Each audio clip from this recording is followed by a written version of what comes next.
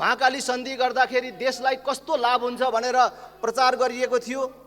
त्यसको लाभ देशले अहिले के पायो हामी स्वयं भोगिराखेका छौँ। यस्तो कोलाहल वातावरणमा गरिने निर्णय उचित हुँदैन र यो सहायता मात्रै संसदमा किन पेश गर्न परिराखेको छ? केवल 5 वर्षमा सकिने एउटा परियोजनालाई अन्तर्राष्ट्रिय सन्धिको मान्यता किन दिनु परिराखेको छ भनेर मानिसहरू सोधिराखेका छन्। आम जनताले चासो राखिराखेका छन्। केटाकेटी ढङ्गले प्रयोग गरियो भने के हुन्छ भन्ने कुरा भर्खरैको युक्रेनको घटनाले देखिएको छ। त्यसकारण यो वैदेशिक सम्बन्धमा गम्भीर हुन म सबै राजनैतिक दलहरू र सरकारलाई समेत अपिल गर्दछु। धन्यवाद। श्रावण 19 गतेको क्याबिनेटको एकपटक मन्त्री परिषदको उपस्थिति पल्टाएर हेरौँ। त्यही मन्त्री परिषदले पारित गर्दै गर्दा मान्य गिरिराजमणि पोखरेल त्यही मन्त्री परिषदको मन्त्री हुनुहुन्थ्यो। आज हामीले राष्ट्रघाती भन्दै गर्दा पहिला औँला आफैतिर फर्काउनुपर्छ। यो त अमेरिकाको कानुन अनन्तकालसम्म लाग्ने रहेछ। अहिले गएर अरुण 3 को सम्झौता पल्टाएर हेर्नुहोस् त, मेलम्चीको सम्झौता पल्टाएर हेर्नुहोस् त। सबै सम्झौताको स्ट्यान्डर्ड फर्मेट होइन यो। हामीले आफै सन्धि पास गर्छौँ, सन्धि पास गर्दै गर्दा भन्छौँ यो हो यो हो यो हो, र योभन्दा दायाँ बायाँ भयो भने 1 मिनटमा सन्धि खारेज गरिदिन्छौँ भन्ने हैसियत पो राख्न सक्नु पर्यो, त्यो हिम्मत पो राख्न सक्नु पर्यो। गैर सांसदलाई बहिष्कार गरौँ भनेर नाटक मञ्चन गरिएको अवस्थामा यो टेबल भएको छ। नेपाल मात्रै यस्तो भूमि भयो जहाँ कसैको स्वार्थले गर्दाखेरि नेपाललाई रणभूमि बनाउन थाल्यो। यसरी योभन्दा अगाडिको सरकार, यो संसद आउनुभन्दा अगाडिको सरकारले गरे बराबरको पनि विकास खर्च अहिले 4 वर्षदेखि लगातार हामीले गर्न सकेका छैनौँ, पुँजीगत खर्च गर्न सकेका छौँ। अनि हामी झगडा गर्छौँ, हामी बाहिरबाट लिने सहायता लिन्न भन्छौँ। यस्तो सहायता लिन्न भन्छौँ जुन अनुदान हो, जो हामीले मागेको प्रोजेक्टमा हो, अनि हामी बखेडा कसरी निकाल्छौँ भन्दाखेरि यो आयो भने अमेरिकी कानुन लाग्छ, यो आयो भने अमेरिकाको कानुनबाट नेपालको एमसिए सञ्चालन हुन्छ। देश साना ठुला हुन्छन् तर सबैको सार्वभौमिकता बराबरीको हुन्छ। सम्झौताहरू समानता र पारस्परिक हितमा हुनुपर्छ, तर यो सम्झौता त्यस्तो छैन। हामीले हाम्रा छिमेकीहरू बदल्न सक्दैनौँ। 2 शक्तिशाली छिमेकीको बिचमा रहेको भूपरिवेशित हाम्रो देश असंलग्न परराष्ट्र नीति र पञ्चशीलमा आधार रही अडिग रहनुपर्ने यो बेलामा यो सम्झौताले ती मूल्य मान्यतालाई धज्जी उडाएको छ।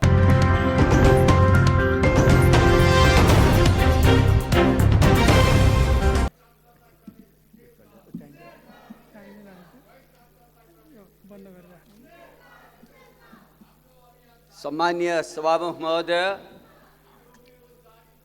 सर्वप्रथम यस गरिमामय सदनमा हामीले यति महत्त्वपूर्ण राष्ट्रिय मुद्दामा विमर्श गरिरहँदा प्रमुख प्रतिपक्षका मान्य सांसदहरू यसरी विरोधमा उत्रिन पर्नु त्यति उपयुक्त र शोभनीय छैन। हामीले छिटोभन्दा छिटो एउटा समझदारी गरेर यो असहज अवस्थाको अन्त्य गरिनुपर्छ। सत्ता र प्रतिपक्ष दुवैबाट यसतर्फमा सकारात्मक जिम्मेवारपूर्ण भूमिका निर्वाह रहोस् भन्ने म सम्मानीय सभामुख महोदय मार्फत हार्दिक आग्रह गर्न चाहन्छु। अब म सिधै विषयमा प्रवेश गर्न चाहन्छु। सबभन्दा पहिले म क्षमायाचना गर्न चाहन्छु। हामीलाई निर्वाचित गरेर यस गरिमामय सदनमा पठाउने नेपाली जनता समक्ष नेपालको 7 सालदेखिको 70 वर्षसम्मको सङ्घर्षबाट प्राप्त सबभन्दा ठुलो उपलब्धि भनेको नेपाली जनतालाई सार्वभौम सत्ता सम्पन्न बनाउनु हो। जनताको सार्वभौम सत्ता जनताका चुनिएका प्रतिनिधिको सर्वोच्च सभा, यो प्रतिनिधि सभा मार्फत अभिव्यक्त हुन्छ। हामीले दुःखसाथ भन्नुपर्छ, म क्षमायाचना गर्न चाहन्छु। हामीले यस प्रतिनिधि सभालाई गत 6 महिनादेखि जसरी बन्धक बनाइरहेका छौँ, यति महत्त्वपूर्ण राष्ट्रिय मुद्दाहरूमा बहस गर्नुपर्ने ठाउँमा हामी सदनमा भन्दा बाहिर अधेरा कोठाहरूमा केही सीमित मान्छेहरूको बिचमा खुसुर गरेर हामीले यसलाई टालटुल गर्ने जुन गर्दै आएका छौँ, नेपाली जनताको सार्वभौम अधिकार माथि अपमान भएको छ। हामी आफैले जनप्रतिनिधि गैसेले आफ्नो अपमान गरेका छौँ। म सबैको तर्फबाट सम्मानीय सभामुख मार्फत म क्षमायाचना गर्न चाहन्छु। एमसिसीको विषय एउटा सामान्य अनुदान सम्झौता थियो, तर यसलाई हामीले यसरी जानेर नजानेर गिजो ल्याउँदै गयौँ। एउटा सामान्य घाउ कोट्याउँदै गएपछि बाँदरको घाउ भनिन्छ नि, बाँदरको घाउ जसरी यसरी कोट्यायौँ सेप्टिक हुँदै अहिले एउटा क्यान्सरस अवस्थामा पुग्दैछ। हामी आपसमा लड्दैछौँ, एउटालाई राष्ट्रघाती अरू राष्ट्रवादी, र देशलाई यसरी कित्ताबन्दी गरेर हामी कहाँ पुग्छौँ? र हामी बोल्न डराइरहेका छौँ। बोल्दाखेरि आरोप लाग्ने, ढुङ्गामुढा हुने हो कि भन्ने खतरा छ। हाम्रो आफ्नै संसदीय क्षेत्रहरूमा जान हामी डराइरहेका छौँ। तलसम्म यसरी विषाक्त गरिएको छ, जानेर नजानेर।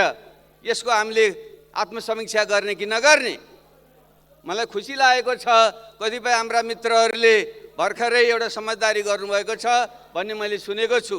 व्याख्यात्मक टिप्पणी मार्फत जो उहाँहरूले हिजो तलसम्म विषाक्त बनाउनु भयो वातावरण, आफैलाई जनताको बिचमा जान नसक्ने बनाउनु भयो मित्रहरूले। अब फेरि अलिकति एउटा पातलो लगौटी लगाएर आफ्नो लाट छोप्ने र जनतामा जाने बाटो खोज्दै हुनुहुन्छ भन्ने सुन्दा म खुसी नै छु। देर आए दुरुस्त आए भने जस्तै बेलैमा हामीले यो बुझ्नु पर्थ्यो। जनताको बिचमा यसरी अतिरञ्जित प्रकारले भ्रमित कुराहरू गरेर जनतालाई भ्रममा पार्नु हुँदैन थियो। तर जो साथीहरूले गर्नुभयो, जुन जुन दल र नेताहरूले गर्नुभयो, उहाँहरूले अझ बुझेर या नबुझेर त्यसलाई सच्याउने जुन प्रयत्न गर्दै हुनुहुन्छ, त्यसको म स्वागत गर्न चाहन्छु। म अन्त्यमा यसबारेमा आउनेछु। विषयवस्तु म धेरै राख्नु आवश्यक छैन। म खालि के मात्रै भनेर राखिरहेको छु भने यति बेला हामी देश र जनताप्रति जिम्मेवार छौँ भने सत्य बोल्ने आँट गर्नुपर्छ। हाम्रो शास्त्रले भन्छ सत्यम ब्रुयात् प्रियम ब्रुयात् न ब्रुयात् सत्यम प्रियम। कुनै बेला भनियो होला, तर सत्य पनि बोल्ने हो, प्रिय पनि बोल्ने हो, तर अप्रिय सत्य पनि बोल्ने हो। अब यसलाई विकसित गर्नुपर्छ। कुनै सत्य अप्रिय लाग्छ तर त्यो सत्य हुन्छ, देश र जनताको पक्षमा हुन्छ भने हामीले बोल्ने आँट गर्नुपर्छ। त्यसैले आज म त्यो सत्य बोल्ने आँट गरेर म उभिएको छु यहाँ। एमसीसी सम्झौता कसरी भयो त्यो व्याख्या म जान्न। अहिले हामी सम्मानित नेता सुशील कोइराला त हामीबाट बिदा भइसक्नुभयो। उहाँ बाहेकका हामी 2066 सालदेखि यताका 8 जना प्रधानमन्त्रीहरू हाम्रो पालामा यो सम्झौता अगाडि बढेको छ। जो साथीहरू, जो मान्य पूर्व प्रधानमन्त्रीहरू उफ्रिराख्नु भएको छ, उहाँहरूको पालामा पनि यो अगाडि सुरुवात त उहाँहरूकै पालामा अगाडि बढेको हो। मेरो पालामा 2068 सालमा यो सम्झौतालाई नेपालको निम्ति योग्य भएको भने जानकारी मलाई प्राप्त भएको र त्यसपछिका सबै प्रधानमन्त्री र मन्त्री परिषदका अध्यक्षहरूको पालामा यो अगाडि बढेको छ। हामी त्यति बेला के कानमा तेल हालेर सुतेर बसेका थियौँ? गल्ती थियो भने हामीले हिम्मत गर्नुपर्छ, राजनीतिबाट सन्यास लियौँ हामीले, त्यो इमान्दारिता हुन्छ। हिजो हामीले अगाडि बढाउने अनि आज आएर तर्कस्वरले हामी विरोध गर्ने, यो मिल्दैन। गल्ती हुनसक्छ मान्छेबाट, गल्ती भयो भने गल्ती भयो भनौँ र त्यसको निम्ति प्रायश्चित्त गरौँ। यदि राष्ट्रघातै हो भने यति ठुलो काम हामीले आँखा चिम्लेर गर्न मिल्छ? कर्मचारीले गर्यो होला भन्ने मिल्छ? मिल्दैन। हामीले नैतिक दायित्व लिनुपर्छ। त्यस अर्थमा म नैतिक दायित्व लिन्छु। मेरो पालामा यो एउटा सहयोग सम्झौताको रूपमा, अनुदानको रूपमा यो आएको थियो। नेपाल जस्तो देशलाई विकास गर्नको निम्ति हामीलाई पूर्वाधारमा लगानी गर्ने रकम हामीलाई चाहिन्थ्यो। त्यसो भएको हुनाले यो ठिक छ, चाहिन्छ मैले भनेकै हो। तर त्यो त्यति बेला सम्झौता भएको थिएन। हो सम्झौता पछि गयो। पछि गएर जब मैले सम्मत अलिकति यो अङ्ग्रेजी र नेपाली कन्फ्युज हुन्छ, 2017मा गएर जब यो पहिलो कम्प्याक्टमा सम्झौता गरियो हो, त्यति बेलाको भाषा अझ 2019मा गरेर जुन अर्को प्रोजेक्ट इम्प्लिमेन्टेसन एग्रिमेन्ट गरियो त्यसको भाषा हेर्दा मलाई पनि कता कता अलिकति घोच्छ। किनकि हाम्रो गाउँघरमा पनि धनीले गरिबलाई पैसा दिएर तमसुक गर्दा जुन भाषा प्रयोग गरेको हुन्छ, मेरा जहाज यथाबाट असुल उपर गरी लिनु भनेर जुन जङ्गले भने हुन्छ र दायाँ बायाँ लेप चलाएर दिएँ भनेर जुन लेखेको हुन्छ, यी सबै जसो हेर्दा जुन तम्सुको भाषा जुन अलिकति घोच्छ, त्यसरी नै यो भाषा अलिकति घोच्ने खालका भाषा त छन्। तर सबै अन्तर्राष्ट्रिय जुन सहमति सम्झौताहरू हुन्छन् तिनीहरूको भाषा एउटा अन्तर्राष्ट्रिय इन्टरनेसनल टेम्प्लेट कानुनी भाषा हुन्छ, त्यसैमा आधारित हुन्छ। त्यसले गर्दा कतिपय त्यस्ता घोच्ने कुराहरू पनि छन्। ती कुराहरूलाई अलिकति मत्थर गर्न पाएको भए हुन्थ्यो भन्ने मलाई पनि लाग्छ। तर आधारभूत रूपमा गएर हेर्दा त्यसमा हामीले आपत्ति मान्नुपर्ने विषय केही पनि छैन। मैले पटक पटक हेरेको छु, दोहोऱ्याएको छु, जानकारहरूबाट बुझेको छु, त्यसलाई आपत्ति मान्ने विषय छैन। त्यसैले पहिलो कुरा हामी सबैले यसको दायित्व लिनुपर्छ र यसका जुन प्रावधान, जुन अनुदान छ, नेपालको हितमा हामीले जुन लिएका छौँ, यसमा हामीले आपत्ति मार्नुपर्ने विषय केही पनि छैन। अब यो किन गिजोलियो, म तीनवटा कुरा भन्न किन गिजोलियो, यहाँ बुझ्नुपर्ने विषय के छन्, म त्यता प्रवेश गर्न चाहन्छु। पहिलो विषय भनेको बल्लिँदो भू राजनीति। यो हिमाली भेगमा जसरी 21औं शताब्दीमा अर्को शीतयुद्ध मडारिँदैछ, त्यो शीतयुद्धका प्रारम्भिक लक्षणहरू बाक युद्धको रूपमा जसरी आइरहेका छन् र अहिले युक्रेनमा जुन घटना भएको छ, युक्रेनदेखि लिएर टर्की हुँदै सिरिया, इराक, अफगानिस्तान र यो हिमालय सीमा हुँदै इन्डो पेसिफिकसम्म जुन एउटा घेराव बन्दैछ, नयाँ शीतयुद्धको जुन फल्ट लाइन बन्दैछ, सीमा बन्दैछ, हो त्यसको बिचमा हामी नेपाल छौँ। त्यसैले गर्दा यति बेला त्यसको छाया छ। त्यो तपाईँ हामी जतिसुकै हामी चर्का कुरा गरौँ, यो उपक्ष लियौँ, त्यसको पछाडि यो कुनै यो सामरिक द्वन्द्वको बाछिटा परेको छ भनेर हामीले स्वीकार्नै पर्छ। यस्तो अवस्थामा प्रश्न के हो भने यो शीतयुद्धमा, यो आगामी आसन्न शीतयुद्धमा नेपाल जस्तो एउटा सानो, एउटा गरिब, कमजोर र दुईटा ठुला शक्तिहरूको बिचमा तीमध्ये पनि एउटा शीतयुद्धको नेतृत्व गर्ने देशको साँधमा नै जुन हामी बसेका छौँ र अर्कोपट्टि अर्को पक्षधर शक्ति जुन बसेको छ, यी दुईटाको बिचमा हामीले सन्तुलन कसरी मिलाउने प्रश्न त्यो हो। त्यसैले एमसिसी त एउटा बहाना मात्रै हो। त्यसैले मुख्य कुरा यो हो। यसको निम्ति मैले देख्छु दुई तीनटा उपायहरू देख्छु। एउटा पक्षसँग लम्बसार पर्ने र लाभ लिने, जसरी जापानहरूले, कोरिया, दक्षिण कोरियाहरूले लिए, अमेरिकी छाता पनि उनीहरूको सैन्य राखेर उनीहरूले विकास गरे। अहिले पनि जापानलाई सबैले हाई गर्छन्। त्यो एउटा हाम्रो जुन परम्परागत राष्ट्रवाद छ, त्योभन्दा फरक ढङ्गले कुनै एउटा ठुलो शक्तिको चाहिँ छाता ओढेर आफूलाई सम्पन्न बनाउने एउटा बाटो त्यो हो। नेपालले त्यो बाटो लिन सक्छ? मेरो विचारमा लिन सक्दैन र लिनु पनि हुँदैन, उपयुक्त पनि हुँदैन। दोस्रो बाटो, अत्यन्त राम्रो बाटो भनेको स्विजरल्यान्डको बाटो। ठुला ठुला देशहरू जर्मनी, फ्रान्स, इटलीको बिचमा रहेको स्विजरल्यान्डले इतिहासदेखि नै कसैपट्टि पनि नढल्किकन स्वतन्त्र ढङ्गले आफ्नो विकास पनि गर्यो, स्वाधीनताको रक्षा पनि गर्यो। त्यसलाई एउटा आदर्श बाटो मान्न सकिन्छ। तर के नेपाल सम्भव छ? भइदिएको भए हुन्थ्यो। किनकि स्विजरल्यान्ड भनेको यस्तो कप जस्तो छ, आल्प पहाडले चारैपट्टि घेरेको छ र ऊ एउटा कचौरा जस्तो छ। त्यसले गर्दा आफूभित्र मात्रै अन्तर्मुखी भएर, इन्ट्रोभर्ट भएर उसले विकास गर्न सक्छ। तर नेपाल कस्तो छ? हिमालदेखि यसरी भर्याङ जस्तो भएर दक्षिणतिर ढल्किएको छ। त्यसैले हामी स्विजरल्यान्डको बाटो हामी जान सक्दैनौँ। र अर्को बाटो पनि छ। अर्को बाटो भनेको सिङ्गापुरको बाटो, फिनल्यान्ड लगायतको बाटो। उनीहरूले, फिनल्यान्डले रुसको चाहिँ कुनै बेला कोलोनी नै थियो, त्यसबाट मुक्त भइसकेपछि केही समय लड्यो पनि, तर उसले पछि के गर्यो? रुससँग सुमधुर सम्बन्ध बनायो र स्वतन्त्र ढङ्गले अरू पश्चिमेली देशहरू पनि सम्बन्ध बनायो। आज फिनल्यान्ड संसारको सबभन्दा ह्युमन डेभलपमेन्ट इन्डेक्समा 1 नम्बर मानिन्छ।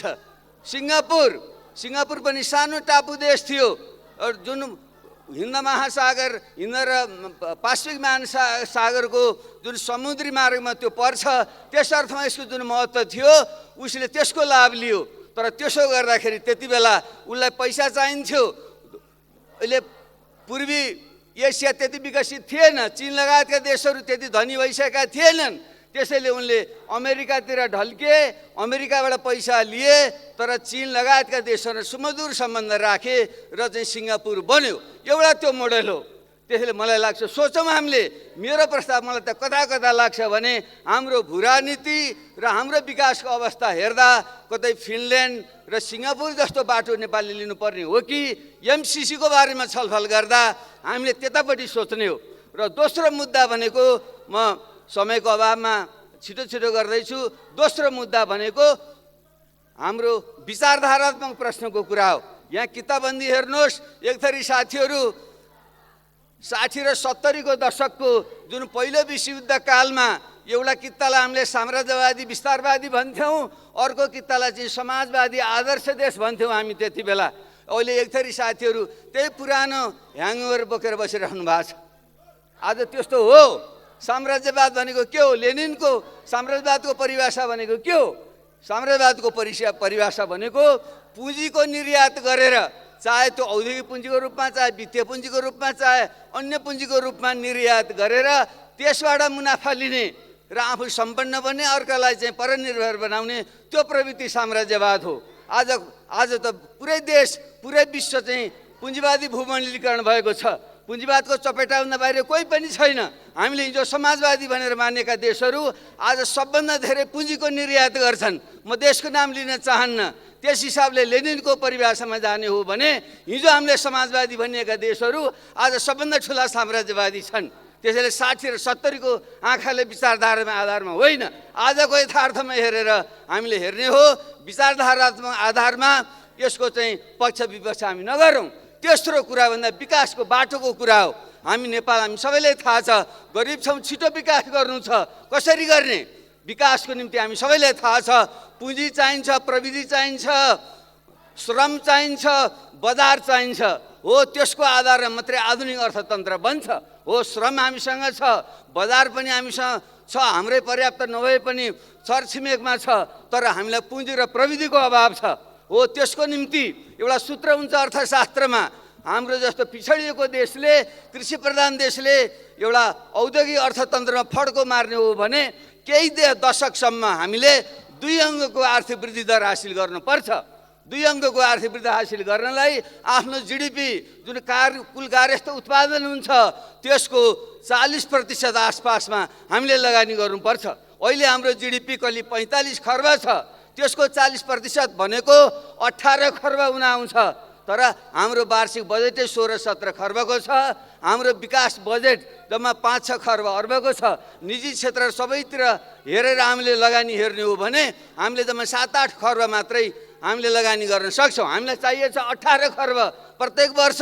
त्यसको आधा पनि हामीले लगानी गर्दैनौँ। अनि देश विकास हुन्छ, 2 अङ्कको आर्थिक वृद्धि हुन्छ, ठुला गफ हाँकेर हुन्छ, भ्यू टावर बनाएर हुन्छ? हुँदैन। हो, त्यसको निम्ति पुँजी र प्रविधि चाहियो र त्यसैको निम्ति हामीले भारतसँग पनि विपा सम्झौता गरेर लगानी ल्याउँ।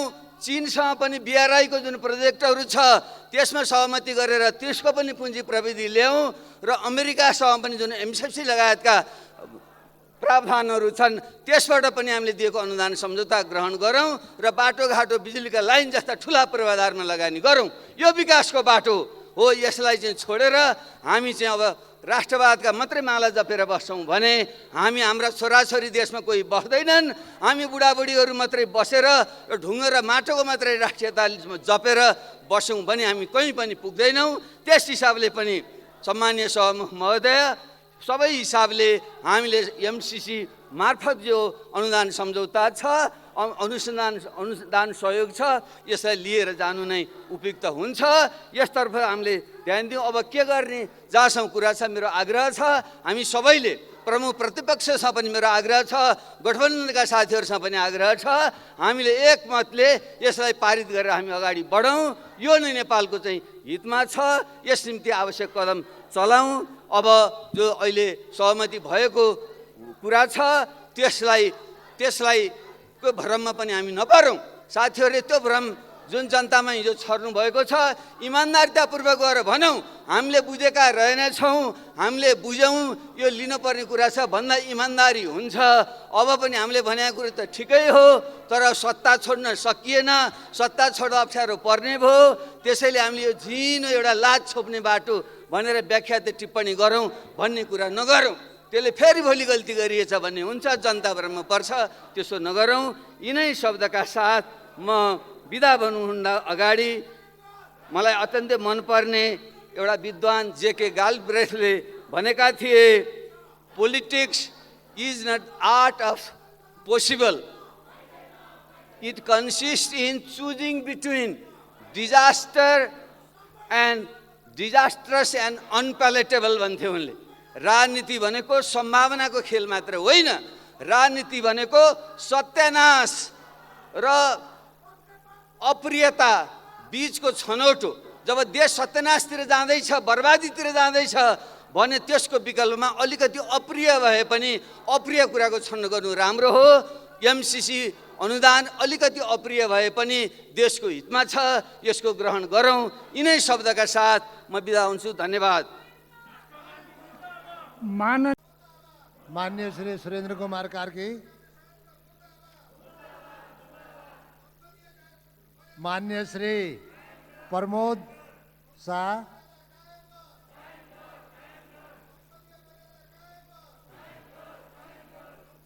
यसपछि मान्य श्री गिरिराज मणि पोखरेल।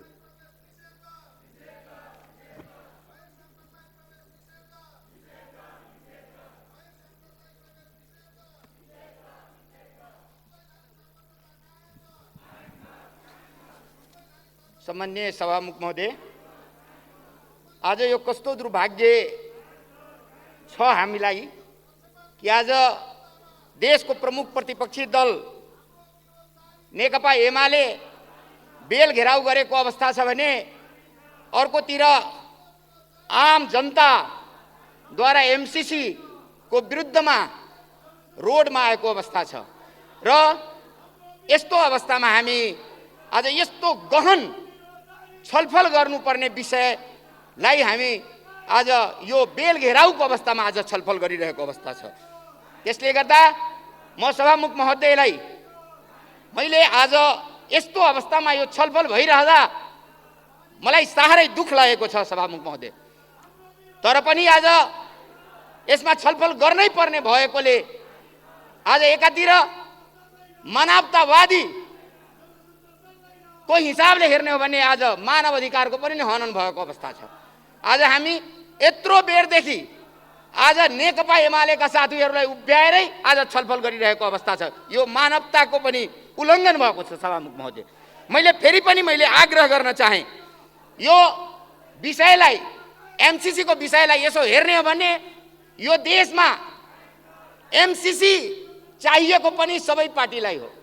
यो कस्तो दुर्भाग्य अवस्था छ भने एमसिसी चाहिएको छ सबै पार्टीलाई, तर राष्ट्रवादीको नाउँमा विरोध गर्ने कोही पनि बाँकी रहेनछ। सबै राष्ट्रवादी बन्ने होडमा तपाईको 8 वटा प्रधानमन्त्री उहाँहरू भएको बेलामा गरिएको सम्झौता एकातिर छ भने अर्कोतिर सबैले विरोध गरेको अवस्था छ।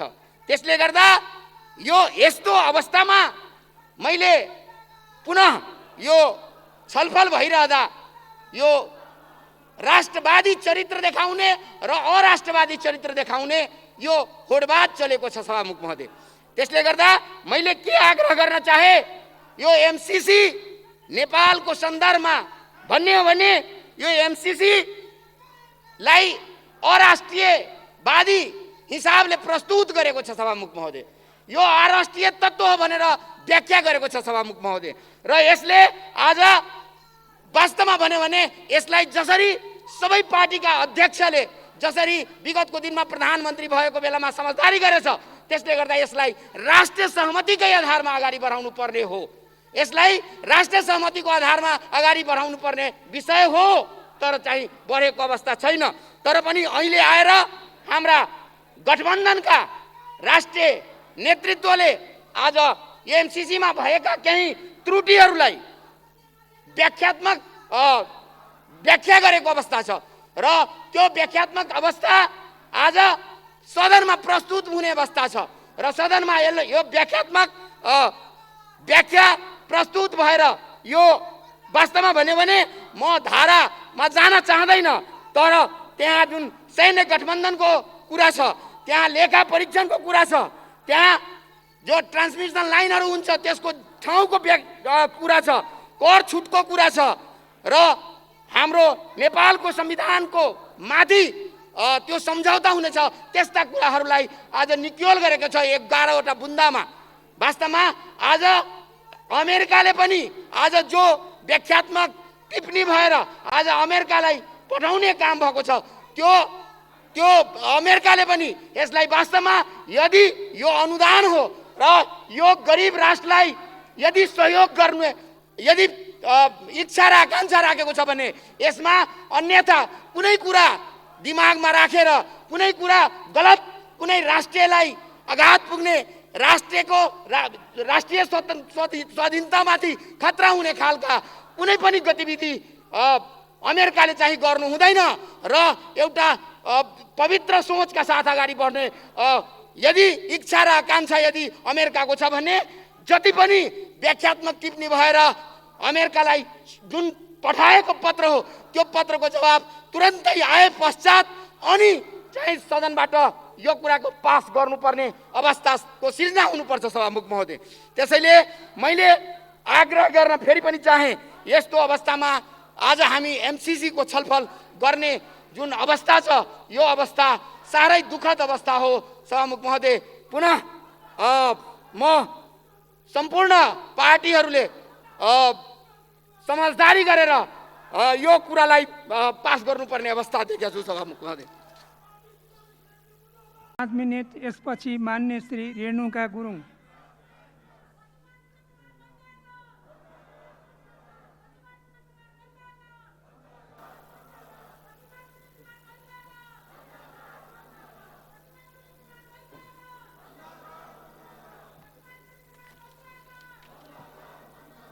सम्माननीय सभामुख महोदय,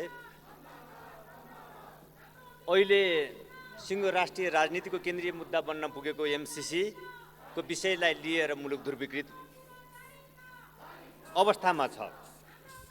विषय यो एउटा छ, यसका विषय एक, यसका प्रभावहरू अनेक बनिरहेका छन्। एमसीसी आफैमा एउटा परियोजनाको रूपमा हो वा होइन, या त यसका प्रभावहरू यो एउटा आर्थिक सहायताको प्याकेजको रूपमा मात्र छ या यसका बहुआयामिक प्रभावहरू छन् भन्ने विषय लगायत छलफल बहस विवाद मात्र होइन, त्यसले मुलुकलाई ध्रुवीकृत गर्ने तहमा लगिरहेको छ। यो स्थितिमा हामीले यसका समग्र पक्षहरूलाई जिम्मेवारीपूर्ण ढङ्गले गहिरोसँग विश्लेषण गरेर मात्र हाम्रो राष्ट्रप्रतिको हाम्रो जिम्मेवारी र दायित्वलाई पुरा गर्न सक्छौँ। हामी कसैले पनि मैले हिजो के भनेको थिएँ त्यसलाई सही साबित गर्नको लागि तर्क कुतर्क जेको पनि सहारा लिने या जुन यो वा त्यो रूपमा आफूले गरेका तर्कहरूलाई साबित गर्नको लागि गरिने कुनै पनि प्रयत्नले राष्ट्र र जनताको भविष्यको निम्ति सकारात्मक भूमिका निर्वाह गर्दैन। आग्रहबाट माथि उठेर हाम्रो आफ्नै युगोबाट माथि उठेर राष्ट्रप्रति जवाफदेही भएर यी विषयहरू अहिले उठिरहेका सन्दर्भहरूको बारेमा गम्भीरतापूर्वक छलफल गर्न जरुरी छ भन्ने मलाई लाग्दछ। राष्ट्रियता, लोकतन्त्र, संलग्नता, असंलग्नता सायद एमसीसीसँग जोडिएर आएका आज यसका बहुपक्षीय सन्दर्भहरू हुन्। यी विषयहरू पनि एमसीसीसँगै छलफल गर्नुपर्ने विषयहरू छन् र यो एमसीसीको विषयमा एमसीसीको सम्झौतामा प्रयुक्त भाषाहरू र आज जनस्तरमा उठिरहेका आशंकाहरू, यो दुवै दृष्टिले हेर्दाखेरि यहाँ केही प्रश्नहरू गम्भीर रूपमा तेर्सिएका छन्, खडा भएका छन्। यो आर्थिक सहायता परियोजना मात्र हो वा यसले थप केही दायित्व सिर्जना गर्दैछ? यसले इन्डो पेसिफिक स्ट्राटेजीमा हाम्रो संलग्नतालाई देखाउँछ देखाउँदैन, अथवा त्यो दायित्व हाम्रो सिर्जना हुन्छ कि हुँदैन? त्यसै प्रकारले अन्य केही सामरिक अन्य सैन्य गठबन्धनहरूसँगको हाम्रो सम्बद्धता अथवा त्यस सम्बन्धका हाम्रा थप दायित्वहरू यहाँ सिर्जना हुन्छन् कि हुँदैनन्? केही प्रयुक्त भाषाहरू, सम्झौतामा प्रयुक्त भाषाहरू र जनस्तरमा उठिरहेका आशंकाहरूतर्फको बारेमा हामीले एकपटक गम्भीर भएर सोच्नुपर्ने र निर्णय लिनुपर्ने अवस्था भएको छ। कम्प्याक्टका सन्दर्भमा उल्लेखित अन्य विषयवस्तुहरू पनि छन्, त्यहाँ चाहे त्यो बौद्धिक सम्पत्तिको प्रसङ्ग होस्, चाहे ट्रेजरीसँग सम्बन्धित विषयहरू, लेखा परीक्षणसँग सम्बन्धित विषयहरू हुन्, चाहे हाम्रो संविधान र कानुनहरू सम्झौताभन्दा माथि छन् वा हाम्रा संविधान र कानुनहरूका सबै पक्षहरू सम्झौताद्वारा सम्झौताले सुपरसेट गर्नेछ, यी प्रसङ्गहरू पनि आज गम्भीर बहसका विषयहरू भएका छन्। यसको तर्कपूर्ण तथ्यपूर्ण जवाफ दिएर मात्र हामी राष्ट्रलाई एकताबद्ध गर्न सक्छौँ। राष्ट्र ध्रुवीकृत बन्दै गइरहेको अवस्थामा मेरो गोरुको बारै टक्का भनेर मात्र पुग्दैन। यी समग्र विषयहरूमा तथ्यपूर्ण ढङ्गले, तर्कपूर्ण ढङ्गले हामीले जनतालाई आश्वस्त हुने गरेर राष्ट्रलाई एकताबद्ध हुने ढङ्गले हामीले यी विषयहरू अगाडि बढाउनु पर्ने हुन्छ। त्यसकारण यी विषयहरू सन्दर्भमा सम्झौताको प्रस्ताव मात्र, सम्झौता जुन प्रस्तावको रूपमा यहाँ अनुमोदनको निम्ति प्रस्तावित भएको छ त्यसलाई जस्ताको तस्तै पारित गर्दा यी आशंकाहरू निवारण हुने अवस्था देखिँदैन। यी आशंकाहरू मात्र होइनन्, प्रयुक्त भाषाहरूले उत्पन्न गरेका कन्फ्युजनहरू, आशंकाहरू भनौँ, उत्पन्न गरेका अन्यलताहरू छन्, ती अन्यलताहरूको निवारण हुने अवस्था देखिँदैन। यस सन्दर्भमा सरकारले सोचोस्, म आग्रह गर्न चाहन्छु र यसको निम्ति यी विषयहरूमा जे जस्ता राजनीतिक पार्टीहरूको बिचमा, गठबन्धनका बिचमा जे जस्ता प्रयत्नहरू भइराखेका छन्, मलाई लाग्छ ती प्रयत्नहरूले केही हदसम्म यसलाई सहयोग पुर्याउने नै छ। र अहिले यी विषयहरू जे उठिरहेका छन् यसको समाधानको निम्ति हामीले अहिले जो अन्तर्राष्ट्रिय राजनीतिका बाछिटाको कुरा गरौँ, यी सबै सन्दर्भमा हामीले आफूलाई असंलग्न राखेर नै आज मुलुकको स्वाधीनता, साँचो अर्थमा शान्ति, मुलुकको शान्ति प्रक्रिया, स्वाधीनता, जनताको समृद्धिको आकाङ्क्षालाई हामीले सही ढङ्गले सम्बोधन गर्न सक्दछौँ।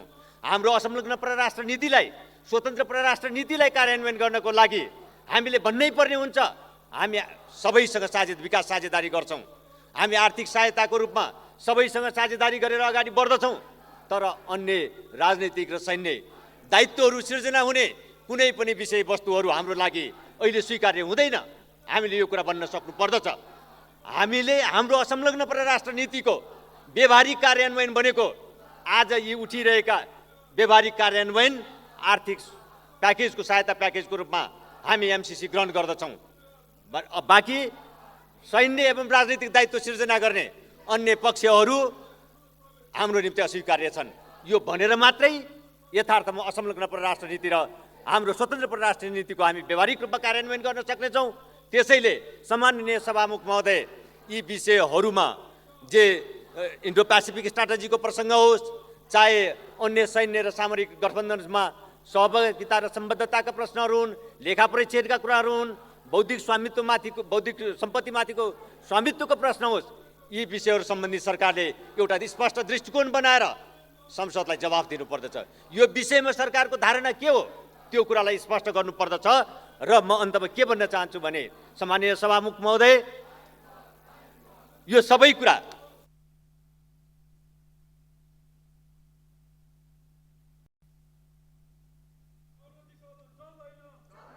मान्य श्री रेणुका गुरुङ, समय 5 मिनट।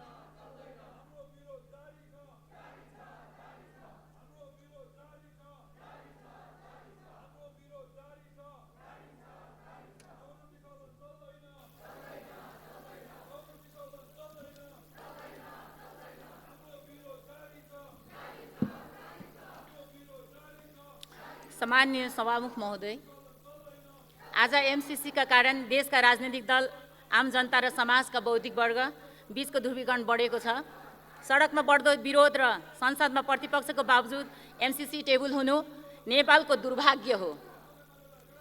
यस कम्प्याक्टमा नेपालको ऊर्जा र सडक विभागको लागि जति ठुलो अनुदानको रकम देखाइएको छ, त्यसभित्र असङ्ख्य आपत्तिजनक शर्तहरू तेर्साइएको हुँदा भविष्यमा नेपाल र नेपाली जनताको स्वाभिमानमा ठुलो आघात पुग्ने मैले महसुस गरेको छु। सभामुख महोदय, यस कम्प्याक्टको निम्न बुँदाहरूमाथि मेरो पूर्ण असहमति छ। पहिलो, यो सम्झौता अनुदान हो वा उपहारको लागि हो कि लगानीको लागि हो, स्पष्ट हुनु पर्यो, जुन प्रस्तावना र उद्देश्यमा उल्लेख छ।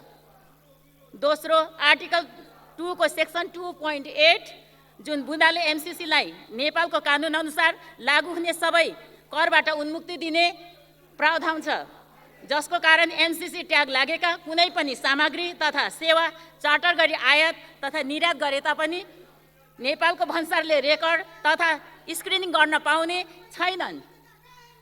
त्यस्तो अवस्थामा एमसीसीसँग असम्बन्धित अथवा सेक्युरिटी थ्रेट सम्बन्धी उपकरण नभित्रेला भन्ने के ग्यारेन्टी छ? तेस्रो, आर्टिकल 3 को सेक्सन 3.2 B मा यस दफामा सरकारको तर्फबाट सम्पूर्ण अख्तियारी लिई काम गर्ने निकाय एमसीए नेपाल रहने प्रावधान छ, जसलाई नेपाल सरकारको समर्थन बिना पनि पूर्ण स्वायत्त रूपमा काम गर्ने अधिकार दिएको पाइन्छ। तर जसको कार्यकारी निर्देशक र अन्य सदस्यहरूको नियुक्तिमा चाहिँ एमसीसीको नो अब्जेक्सन अथवा पूर्व स्वीकृति लिनु पर्ने प्रावधान छ। अब भन्नुहोस्, एमसीसीको भत्ता खाने, एमसीसीको स्वीकृतिले नियुक्त भएका कार्यकारी निर्देशक र सदस्यहरूले के नेपालको हितमा काम गर्ला? चौथो आर्टिकल 3 को सेक्सन 3.2F यो दफामा एमसिसीले डिजाइन गरेका उत्पादन तथा आविष्कार गरेका जति पनि प्रोप्राइटी टेक्नोलोजीमा अर्थात् इन्टेलेक्चुअल प्रोपर्टीमा अमेरिकाको फुल्ली राइट हुने प्रावधान छ। जस्तै एमसिसीले लगानी गरेका या उत्पादन गरेका ऊर्जा तथा सडकहरूमा यो कन्ट्र्याक्टको सम्झौता समाप्त भए पनि अविच्छिन्न अपरिवर्तनीय रोयल्टी रहित अनन्तकालसम्म उसको उपभोग तथा हस्तान्तरणको हकलाई सुनिश्चित गरेको छ। के यो ठिक हो? यस्ता प्रावधानले नेपालको भविष्य र छिमेकी सँगको सम्बन्धमा कस्तो इम्प्याक्ट पर्ला? पाँचौं आर्टिकल 6 को सेक्सन 6.8 यो दफामा एमसिसी जो फरेन एसिस्टेन्स एजेन्सीको रूपमा काम गर्ने एक संस्था हो, तर सोको हैसियत नेपालको कानुन र न्यायिक निकायभन्दा माथि छ। एमसिसीका कारण वर्तमान तथा भविष्यमा कुनै पनि प्रकारको हानि नोक्सानी तथा विपत्ति आइपरे तापनि नेपालको कुनै पनि कानुन आकर्षित नहुने प्रावधान छ, जुन सार्वभौम राष्ट्रमाथिको ठाडो हस्तक्षेप हो। छैटौं आर्टिकल 7 को सेक्सन 7.1 मा यस मुद्दामा यो सम्झौता पास भएपछि एमसिसी कन्ट्र्याक्ट नेपालको संविधान र कानुनभन्दा माथि रहने प्रावधान छ, जसले नेपाललाई सबलीकरणका तर्फ होइन औपनिवेशीकरण कोलोनलाइज भन्दा बाध्य तुल्याउँछ। सातौं यस कम्प्याक्टको एनेक्स 5D मा राखेको पूर्व शर्त अनुसार नेपालको योजना एमसिसी अनुकूल हुनुपर्ने र त्यस्तो योजनामा भारतको समर्थन हुनुपर्ने प्रावधान छ। यसको आशय के हो? दुई पक्ष सम्झौतामा तेस्रो पक्ष घुसाउनको कारण के हो? हालै नेपाल भारत बीचको ऊर्जा सचिव स्तरीय वार्तामा तेस्रो मुलुकको लगानी भएको विद्युत नकिन्ने नीति स्पष्ट पारेको छ। यसमा सरकारको धारणा के छ? अन्त्यमा सभामुख महोदय, आज अमेरिका डिफेन्स डिप्लोमेसी र डेभलपमेन्टलाई आफ्नो राष्ट्रिय सुरक्षा र रणनीतिमा राखेर आइपिएस मार्फत साउथ वेस्ट एसिया र पेसिफिक क्षेत्रमा अगाडि बढेको अवस्था छ। विगतमा स्वयं अमेरिकी उच्च अधिकारीहरू अमेरिकी सहायक विदेश मन्त्री एलएसजी वेल्सले 10 फेब्रुअरी 2019 मा दक्षिण तथा मध्य एसिया मामिला हेर्ने ब्युरोका सहायक मन्त्री डेभिड जे रेन्ज 10 फेब्रुअरी 2019 मा र नेपालका लागि अमेरिकी राजदूत रेन्डी बेरीले 25 फेब्रुअरी 2019 मा नेपालका औपचारिक कार्यक्रममा एमसिसी आइपिएस को अभिन्न अंग हो भनेर स्वीकारेको अवस्थामा नेपाल सरकारले होइन भनेर के आधार भन्न सक्छ? यस सम्झौता मार्फत एमसिसीले लगानी गरेको क्षेत्रका अमेरिकाको कानुन वा नीति विपरीत अन्य देशले लगानी गर्ने वातावरण सङ्कुचित पार्ने, नेपालको विकासको मुख्य मेरुदण्डमा रहेको ऊर्जा र सडक क्षेत्रमा अनन्तकालसम्म पकड राख्ने उद्देश्यले छुट्टै स्वतन्त्र विद्युत नियमको स्थापना, सडक मर्मतको लागि छुट्टै मिलान कोषको स्थापना गर्नु, एमसिए नेपाल मार्फत समानान्तर सरकारको रूपमा कार्य गर्ने छुट दिनु भनेको नेपालको सरकारी सिस्टमलाई प्यारालाइज्ड बनाउनु हो। तसर्थ व्यापक संशोधन तथा परिमार्जन बिना यो कम्प्याक्ट पास नगर्नको लागि सामान्य सभामुखज्यू मार्फत नेपाल सरकार र गरिमामय संसदको ध्यान आकर्षण गर्न चाहन्छु। धन्यवाद।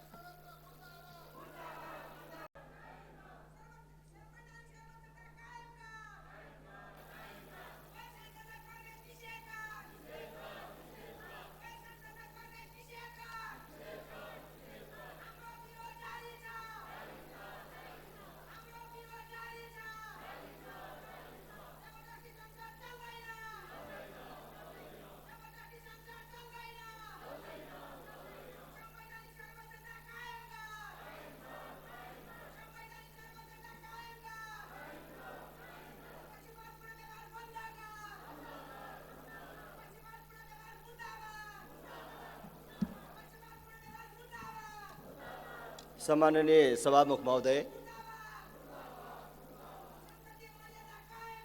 बाहिर जनता सडकमा छन्, कडा सुरक्षा व्यवस्था गरिएको छ,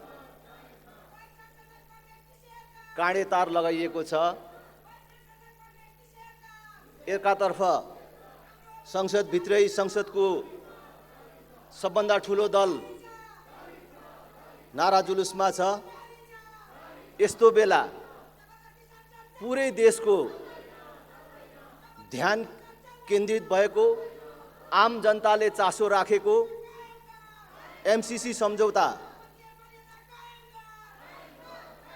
छलफलको लागि अथवा निर्णयको लागि पेश गरिएको छ। म हाम्रो पार्टीको तर्फबाट सम्माननीय सभामुख महोदय मार्फत सरकारसँग आग्रह गर्न चाहन्छु, यो केवल आर्थिक सहायताको विषय मात्र होइन, यो नेपाली जनता यो विषयमा विभाजित भइराखेको अवस्थामा यसलाई राष्ट्रिय सहमति कायम गर्ने, सबैको सल्लाह सहमतिबाट मात्रै टुङ्ग्याउने गरी यसलाई स्थगन गरेर नयाँ ढङ्गबाट अगाडि जानुपर्दछ भन्ने म आग्रह गर्न चाहन्छु। यथास्थितिमा यसलाई पास गर्नु भनेको देशलाई थप द्वन्द्वतर्फ लैजानु हो। संसदले गर्ने सबै कामहरू ठिक हुँदैनन्, संसदमा हुने सबै निर्णयहरू ठिक हुँदैनन् भन्ने कुरा त हाम्रै देशमा उदाहरण छ। महाकाली सन्धि गर्दाखेरि देशलाई कस्तो लाभ हुन्छ भनेर प्रचार गरिएको थियो, त्यसको लाभ देशले अहिले के पायो हामी स्वयं भोगिराखेका छौँ। हाम्रै छिमेकमा संसदले गरेको निर्णय जसका कारण एउटा देशले आफ्नो अस्तित्व नै गुमाउनु पर्यो, त्यसकारण संसदले गर्ने हरेक निर्णय ठिक हुन्छ भन्ने हुँदैन। त्यसमाथि पनि यस्तो वातावरणमा, यस्तो कोलाहल वातावरणमा गरिने निर्णय उचित हुँदैन। त्यसकारण यसको दफा दफामा छलफल हुने वातावरण बनाउनु पर्दछ। यसको एक दफा जनताले बुझ्ने गरी बुझाउनु पर्दछ, सबैले बुझ्ने मौका पाउनु पर्दछ र यसबाट पैसा मात्रै आउँदै छैन, अन्य चिजहरू पनि आउँदैछ भन्ने मानिसहरूको आशंका छ। त्यो सत्य हो कि होइन त्यसको बारेमा जनताले थाहा पाउने र जनताले आश्वस्त हुने समय अथवा अवसर दिनुपर्दछ र यसलाई जोर जबरजस्तबाट हो हल्लाको बीचबाट केवल प्राविधिक प्रक्रिया पूरा गरेर यसलाई टुङ्ग्याउनु हुँदैन।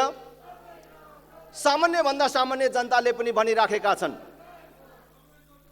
यतिका वर्षसम्म नेपालले अनेकौं देशहरूबाट आर्थिक सहायताहरू लियो, भविष्यमा पनि लिनुपर्छ, तर ती सहायताहरू संसदमा किन अनुमोदन गराउनु परेन र यो सहायता मात्रै संसदमा किन पेश गर्न परिराखेको छ र केवल 5 वर्षमा सकिने एउटा परियोजनालाई अन्तर्राष्ट्रिय सन्धिको मान्यता किन दिनु परिराखेको छ भनेर मानिसहरू सोधिराखेका छन्, आम जनताले चासो राखिराखेका छन्। त्यसकारण यस्ता कुराहरूमा प्रष्ट हुन जरुरी छ। आज म आउँदै गर्दाखेरि एउटा ट्विट हेरेँ, एउटा विद्वानले लेख्नु भएको रहेछ कि एउटा पण्डितलाई, शाकाहारी पण्डितलाई मासु खान मन लागेछ। मासु खान मन लागेपछि अब के गर्ने होला भनेर सोचेछ। अनि उसले यस्तो उपाय निकालेछ, वास्तवमा खसीले घाँस खाएर नै मासु बन्ने हो। त्यसकारणले खसीलाई, मासुलाई शाकाहारी मान्न सकिन्छ भन्ने व्याख्या गरेर मासु खाने बाटो खोलेछ। त्यसै गरेर अहिले यहाँ एउटा व्याख्यात्मक टिप्पणी गरेर यसलाई पारित गर्ने भन्ने कुराहरू पनि आइराखेको छ। हामीले यहाँ गर्ने त्यो व्याख्यात्मक टिप्पणी अमेरिकाले मान्छ कि मान्दैन, एमसिएले मान्छ कि मान्दैन। त्यसकारण यस प्रकारका कथित तर्कहरू ल्याएर जनतालाई भ्रम पार्ने र संसदलाई भ्रम पार्ने कामहरू गर्नु हुँदैन। म त भन्छु सरकारको, ठुला राजनैतिक दलहरूको आलो काँचो व्यवहारले देशले जुन क्षति बिहोर्नु परिराखेको छ त्यो दलहरूले मात्रै, सरकारले मात्रै होइन, सिङ्गो देशले बिहोर्नुपर्छ त्यसको क्षति। त्यसकारण सबैलाई गम्भीर हुन म आग्रह गर्न चाहन्छु र हामी सबै राजनैतिक दलहरूलाई आग्रह गर्न चाहन्छौँ कि वैदेशिक सम्बन्धलाई सत्ता चढ्ने सिँढीको रूपमा प्रयोग नगरियोस्, सत्तामा बसिराख्ने लिसोको रूपमा प्रयोग नगरियोस्। वैदेशिक सम्बन्ध केटाकेटी ढङ्गले प्रयोग गरियो भने के हुन्छ भन्ने कुरा भर्खरैको युक्रेनको घटनाले देखिएको छ। त्यसकारण यो वैदेशिक सम्बन्धमा गम्भीर हुन म सबै राजनैतिक दलहरू र सरकारलाई समेत अपिल गर्दछु। धन्यवाद। सम्मान्य सभामुख महोदय, मिलेनियम च्यालेन्ज कर्पोरेसन एमसिसी आज राष्ट्रिय विवाद र छलफलको विषय बनेको छ। हामीले यसबारे आफ्नो स्थिति स्पष्ट गर्न चाहन्छौँ। एमसिसी नेपालको राष्ट्रियता, सार्वभौमिकता, असंलग्न परराष्ट्र नीति, राष्ट्रिय स्वाभिमान र बृहत राष्ट्रिय हितका विरुद्ध छ। त्यसकारण यसलाई अस्वीकार गरेर जानुपर्छ। अस्वीकार गर्नको निम्ति हाम्रो स्पष्ट र दृढ मत पनि त्यही छ। एमसिसीको सन्दर्भमा कुनै विदेशी अनुदान वा ऋणलाई स्वीकार गर्नु हुन्छ कि हुँदैन भन्ने प्रश्न मुख्य होइन सभामुख महोदय। तर त्योसित जुन प्रकारको नेपालको राष्ट्रियता, सार्वभौमिकता र राष्ट्रिय हित समेतमा आँच पुग्ने शर्तहरू जोडिएका छन्, त्यो अवस्थामा त्यसलाई स्वीकार गर्न हुन्छ कि हुँदैन, प्रश्न मुख्य त्यो हो सभामुख महोदय। प्रकट रूपमा एमसिसी एउटा आर्थिक र विकास सम्बन्धी योजना भएको बताइन्छ।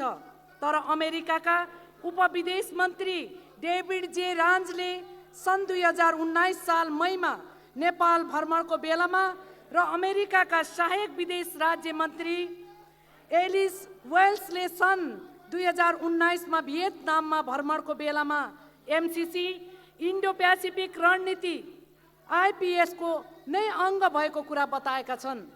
काठमाडौँ स्थित अमेरिकी दूतावासका एकजना आधिकारिक कार्ल रोजले पनि त्यही प्रकारको विचार प्रकट गरेका थिए। आइपिएस को मुख्य उद्देश्य चाइनाको विरुद्धको घेराबन्दी हो सभामुख महोदय। तर त्यसका लागि आइपिएसले नेपाललाई प्रयोग गर्न चाहन्छ। त्यसैले हामीले सैनिक उद्देश्यको लागि कुनै पनि देशले नेपाललाई उपयोग गर्न दिनु नेपालको असंलग्न परराष्ट्र नीतिको विरुद्ध छ र त्यसले हामीले त्यस प्रकारको कुनै पनि सम्झौताको दृढताको साथ विरोध गर्दछौँ सभामुख महोदय। दफा 5.1 को 3 नम्बरमा वर्तमान वा भविष्यमा लागू हुने प्रचलित कानुन वा संयुक्त राज्य अमेरिकाको सरकारको नीति उल्लङ्घन गरेमा र नम्बर 4 मा संयुक्त राष्ट्र अमेरिकाको राष्ट्रिय सुरक्षा हित विपरीतका क्रियाकलापमा संलग्न भएमा त्यो सम्झौता निलम्बन वा समाप्त हुने कुरा बताइएको छ। माथिको दफा 5.1 को र 3 र 4 को शर्तको अर्थ यो हुन्छ कि त्यो सम्झौता पारित भएपछि नेपालले अमेरिकाका अहिले प्रचलित र भविष्यमा लागू हुने प्रचलित कानुनको सीमाभित्र बस्नुपर्नेछ सभामुख महोदय।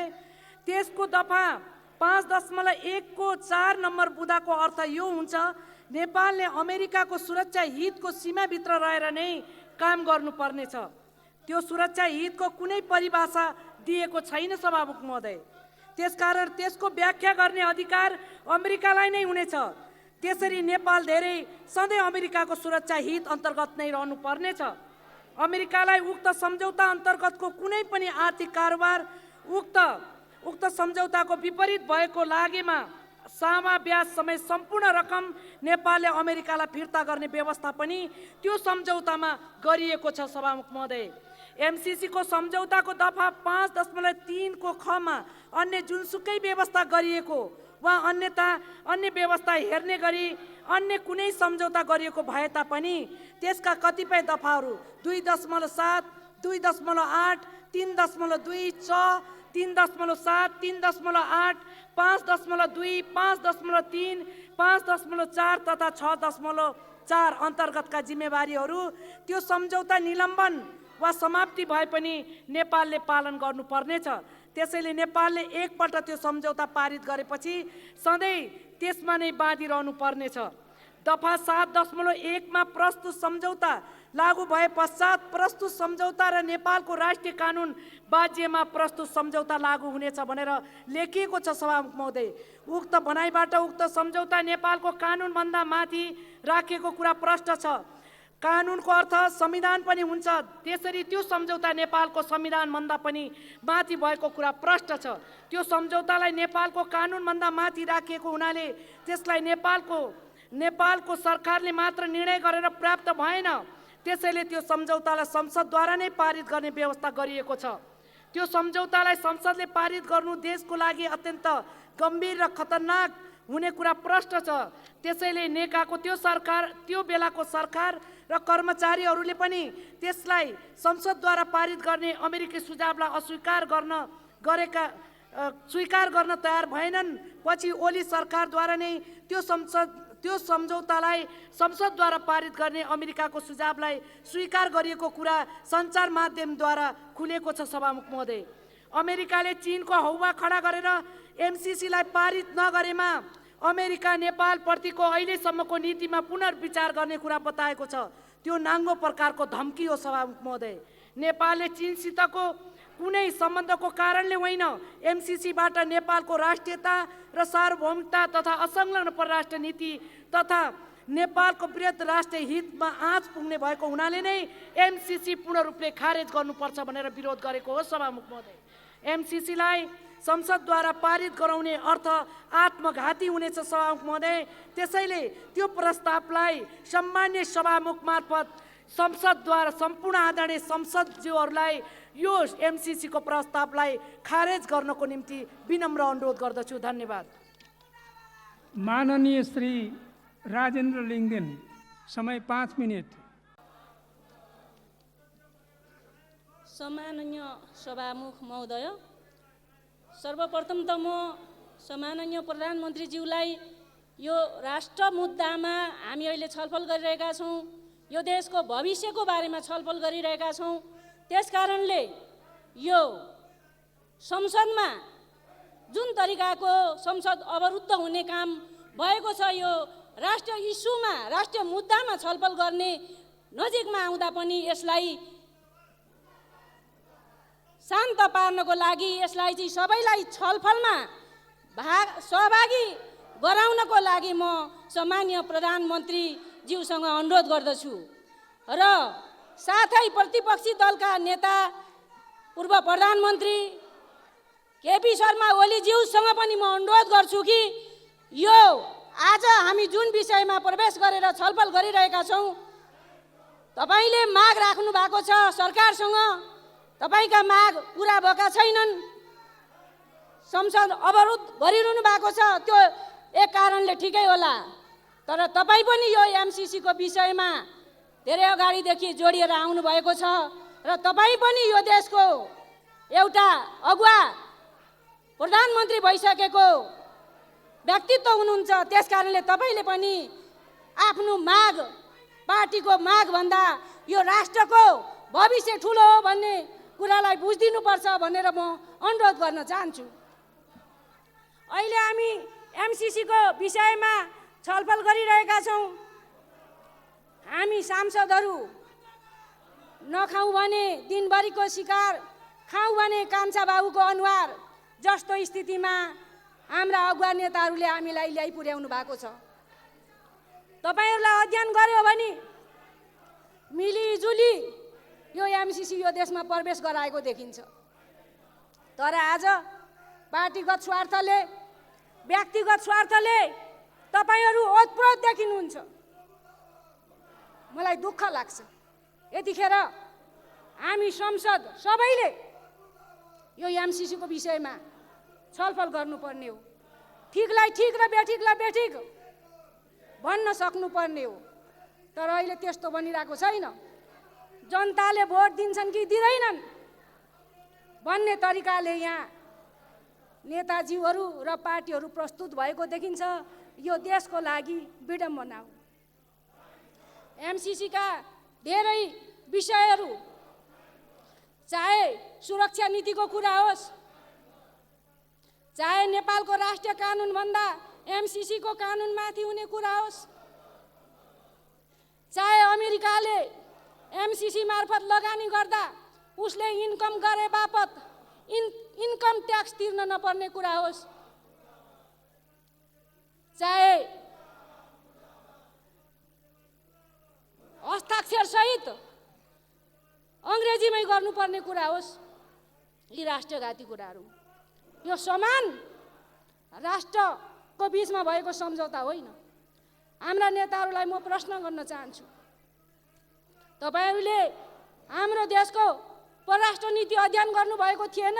यो एमसिसी भित्र्याउँदा, एमसिसी सम्झौतालाई अगाडि बढाउन लाग्दा हामी असंलग्न राष्ट्र हौँ, तर यो एमसिसी सम्झौतामा जे जे लेखिएका छन् त्यसले हामीलाई असंलग्न भनेर भन्न सकिन्छ? सकिँदैन।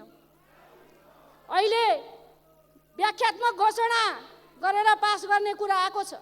मैले अघि भने हाम्रो देश अनुदानले चलेको देश हो, हामी सबै राष्ट्रसँग सहयोग लिन्छौँ, यसमा कुनै दुविधा छैन। तर सहयोगको नाममा हामी लम्पसार पर्दैनौँ। हामी नेपाली हौँ, हामी स्वतन्त्र मुलुकका नागरिक हौँ। यो लम्पसार पर्ने जुन खालको परम्परा छ त्यसको अब अन्त्य हुनुपर्छ, म भन्न चाहन्छु। त्यसकारण यो एमसिसी सम्झौता असंलग्न राष्ट्रको अथवा हाम्रो परराष्ट्र नीति अन्तर्गत छैन र व्याख्यात्मक घोषणा गरेर यो चाहिँ पास गर्ने जुन कुरो छ, यो व्याख्यात्मक घोषणा भनेको के हो यो प्रश्न पार्नु पर्यो। एमसिसीले हाम्रो व्याख्यात्मक घोषणालाई स्वीकार गर्छ कि गर्दैन त्यो हामी माननीय ज्यूहरूले थाहा पाउनु पर्यो। म यति भन्दै मेरा 2 शब्द यही टुङ्ग्याउँछु। धन्यवाद। यत्रो राष्ट्रिय महत्त्वको विषयमा छलफल चलिरहँदै गर्दा प्रमुख प्रतिपक्षी दल आज सँगै बसेर यो बहसमा भाग लिन पाए हुन्थ्यो भन्ने नेपाली कांग्रेसको चाहना थियो। त्यही अनुरूप हामीले केही प्रयासहरू पनि गर्यौं। हाम्रो प्रयास जारी छ र केही दिनभित्रमा यो संसद सुचारू रूपले चल्ने अवस्था निर्माण गर्न सक्छौं भन्ने हाम्रो अपेक्षा पनि छ। हामीसँग आन्तरिक रूपमा जति स्रोत उपलब्ध छ साधारण खर्च धान्न पनि पुगिरहेको छैन। आर्थिक विकास, खास गरी पूर्वाधार विकासको लागि राष्ट्रिय आवश्यकता पूरा गर्न बाह्य स्रोत नभइकन हुँदैन। यो बाह्य स्रोत भनेको प्रत्यक्ष वैदेशिक लगानी, ऋण वा अनुदान हो। यो मध्ये लगानी हुने ठाउँमा लगानी, नभए हामीले लिने अनुदानै हो। अनुदान कोसँग लिने? नेपालको असंलग्नता, पञ्चशीलता र संयुक्त राष्ट्रसङ्घको बडापत्रमा आधारित भएर नेपालले जुन सन्तुलित परराष्ट्र नीति बनाएको छ त्यो नीति र हाम्रो संविधानले मार्गदर्शन जसरी गरेको छ हाम्रो राष्ट्रहित भनेर त्योसँग प्रतिकूल नहुने गरिकन हाम्रो सबै मित्रहरूसँग सकेसम्म अनुदान लिने हो। हाम्रो परराष्ट्र नीति, घोषित परराष्ट्र नीतिले पनि भन्छ क्षेत्रीय एवं विश्व शक्ति राष्ट्रहरूको बीचको सामरिक प्रतिस्पर्धाबाट नेपाललाई नकारात्मक प्रभाव हुन दिनुहुन्न। दक्षिण एसियामा सामरिक राष्ट्रहरूको बीचमा प्रतिस्पर्धा छ, यो तथ्यबाट भाग्ने होइन, कसैको छेउ लाग्ने पनि होइन। हामीले यसलाई सामना गर्ने हो र हाम्रो आफ्नो रणनीतिक स्वायत्तता प्रयोग गरेर यो प्रतिस्पर्धाबाट लाभ लिने हो। त्यही भएर 62-63 को परिवर्तन पछाडि हामीले भारतसँग विप्पा गर्यौं, हामीले चीनसँग बिआरआई गर्यौं र हामीले बडो सचेततापूर्वक संयुक्त राज्य अमेरिकासँग एमसिसी गर्यौं। माधव कुमार नेपाल माननीय प्रधानमन्त्री हुनुभएको बेलामा 2066 सालमा प्रारम्भ गरेको, अघि यहाँ आएर बोल्नुहुने माननीय जगन्नाथ खनाल प्रधानमन्त्री हुँदै गर्दा उहाँको मन्त्रीमण्डलले निर्णय गरेर भरतमोहन अधिकारी उप प्रधानमन्त्रीजीलाई अमेरिका पठाएर पहिलो पटक औपचारिक रूपमा हामीले एमसिसीमा राखिदिनको लागि आग्रह गरेको। त्यस पछाडि सुशील कोइराला बाहेक, स्वर्गीय सुशील कोइराला बाहेक यो हलभित्र भएको कुनै राजनीतिक दल कोही बाँकी छैन, कुनै प्रधानमन्त्री बाँकी हुनुहुन्न। त्यति मात्र होइन, मन्त्रीमण्डलमा एकपटक नाम पल्टाएर हेरौँ, तत्त बेलाको सरकारमा यहाँ अगाडि बस्ने एकजना सांसद पनि बाँकी हुनुहुन्न। अघि एकजना माननीयले यहाँ आएर बोल्नुभयो, म नाम लिन चाहन्नथेँ तर मैले नाम लिनुपर्छ। मान्य गिरिराजमणि पोखरेलले यहाँ उभिएर यो सम्झौता राष्ट्रघाती भन्नुभयो, तर 2074 साल श्रावण 19 गतेको क्याबिनेटको एकपटक मन्त्री परिषदको उपस्थिति पल्टाएर हेरौँ, त्यही मन्त्री परिषदले पारित गर्दै गर्दा मान्य गिरिराजमणि पोखरेल त्यही मन्त्री परिषदको मन्त्री हुनुहुन्थ्यो। हामी कतिसम्म झुट बोल्ने, हामीले कतिसम्म ढाँट्ने? हामी आफै पालै पिलो त्यो सरकारमा बसेर आउने राष्ट्रिय प्रजातन्त्र पार्टीको नेता कमल थापादेखि राष्ट्रिय जनमोर्चाको नेता चित्रबहादुर केसीसम्म यो संसदभित्र रहेको नेपाल मजदुर किसान पार्टी एउटा पार्टी बाहेक कुनै पार्टी छैन जो यो 10 वर्षभित्रमा यो मन्त्रीमण्डलमा नबसेको होस्, कुनै न कुनै कुरामा हस्ताक्षर नगरेको होस्। आज हामीले राष्ट्रघाती भन्दै गर्दा पहिला औँला आफैतिर फर्काउनुपर्छ। हामी आफैले बनाएको होइन, हामी आफैले लेखेको होइन, यहाँसम्म डोराएर ल्याएको होइन। त्यसैले सम्माननीय सभामुख महोदय, म आग्रह गर्न चाहन्छु धेरै झुट नबोलौँ। हामीले यहाँ आएर के भनिदिएका छौँ? संविधानभन्दा माथि हुन्छ भनेका छौँ। यो हदसम्मको हावादारी कुरा गर्ने, नेपालको संविधानभन्दा माथि केही हुन्छ? अनि नेपालको कानुनसँग सन्धिमा भएको कुरा बाजियो भने सन्धि लागू हुन्छ भन्ने कुराको त्यस्तो सन्धि त्यस्तो कानुन यही संसदबाट कतिवटा पारित गरिसकेका छौँ। एकजना मान्यले आएर के भनिदिनु भयो, यो कानुन अनन्तकालसम्म लागू हुन्छ, यस्तो पनि हुन्छ। यहाँ बोल्दै गर्दा सुन्ने एउटा जनतालाई के लाग्छ, ए हो रहेछ, यो त अमेरिकाको कानुन अनन्तकालसम्म लाग्ने रहेछ। अहिले गएर अरुण 3 को सम्झौता पल्टाएर हेर्नुहोस् त, मेलम्चीको सम्झौता पल्टाएर हेर्नुहोस् त। सबै सम्झौताको स्ट्यान्डर्ड फर्मेट होइन यो कि एउटा सम्झौता सकिसके पछाडि केही समयको लागि केही कानुनहरू सक्रिय रहन्छन् भन्ने कुरा यो हाम्रो स्ट्यान्डर्ड प्र्याक्टिस होइन। हामीले के भन्दैका छौँ, लेखा परीक्षण गर्न पाइँदैन। लेखा परीक्षण गर्न थालेको कति वर्ष भयो? अस्ति भर्खर संसदमा ठोकेर बजेट पास गरेको होइन, त्यही बजेटमा लेखा परीक्षण गरेको कुरा थिएन। मेलम्ची खानेपानी विकास आयोजनाको नाममा सिन्धुपाल्चोकमा जग्गा छैन, अनि यो एमसिए को नाममा जग्गा भनेको एमसिए भनेको त्यही मेलम्ची खानेपानी विकास आयोजना जस्तै एउटा विकास समिति होइन। यसको नाम रातोमाटे बुटवल प्रसारण लाइन आयोजना राखेर एकपटक पढेर हेरौँ त कस्तो देखिन्छ। यसरी हामीले अहिले एकजना मान्यले के भन्नुभयो, 2019 मा अर्कै सम्झौता गर्यो भनेर भन्नुभयो। हामीले बकाइदा कम्प्याक्ट गर्ने बेलामै यसको पिआइए गर्छौँ, पूर्व कार्यान्वयनको चरणमा हामी सबै कुराहरू एकपछि अर्को तयारी राख्छौँ र संसदबाट पारित भएपछि मात्रै कार्यान्वयन जान्छ भनेर भनेको होइन। हामीले अर्को के भनेका छौँ, यहाँ आएर उभिएर अहिले अमेरिकी कानुन लागू हुन्छ भनेर भनेका छौँ, संसदबाट कानुन बनाउन पाइँदैन भनेका छौँ। आज यो सम्झौता अनुमोदन गरेपछि लाउनुहोस्, आजै संसदबाट एउटा कानुन पारित गरौँ, हाम्रो आफ्नो हितमा हुने गरिकन यो कानुन संसदबाट पारित गरेर देखाउन सक्ने यो अधिकार हाम्रो सार्वभौम संसदसँग कसैले खोसेर लान सक्छ? अमेरिकाले दिएको 60 अरब अनुदान, त्यो पैसाले मात्रै अमेरिकाको विरुद्ध कानुन बनाउन पाइँदैन है भनेर भनेको कुरा हामीले जापानसँग लिए पनि त्यही हो, चीनसँग लिए पनि त्यही हो, भारतसँग लिए पनि त्यही हो। तर बाहिर सडकमा जनतालाई के भन्दैका छौँ, अब अमेरिकासँग बाजिने कानुन बाबा, अमेरिकासँग बाजिने कानुन होइन, यही 60 अरब रुपियाँको अनुदानबाट मात्रै प्रसारण लाइन बनाउने कुरा, यो पनि स्ट्यान्डर्ड फर्मेट। तपाईँ जुनसुकै सम्झौता पल्टाएर हेर्नुहोस्, लोन हेर्नुहोस्, ग्रान्ट हेर्नुहोस्, हामीले सबै ठाउँमा त्यो भनेका छौँ। त्यसैले सम्माननीय सभामुख महोदय, म यो सैद्धान्तिक छलफलमा योभन्दा धेरै भन्न चाहन्न, म यति मात्र आग्रह गर्न चाहन्छु, हामी सबैले सम्झौता गरेर आइसके पछाडि अहिले यत्रो सार्वजनिक बहस भएको बेलामा नागरिकको स्तरबाट केही प्रश्नहरू उठेको छ, केही संशयहरू छ। बरु हामी के भन्न सक्छौँ भने आउनुहोस् हामी सबै मिलेर यसलाई स्पष्ट पारौँ। स्पष्ट पार्ने उपाय के छ? हामीले प्रश्न सोध्यौँ, अर्थमन्त्रीजीले प्रश्न सोध्नुभयो, स्पष्टीकरण आयो, हामीले भन्यो यतिले चित्त बुझेन।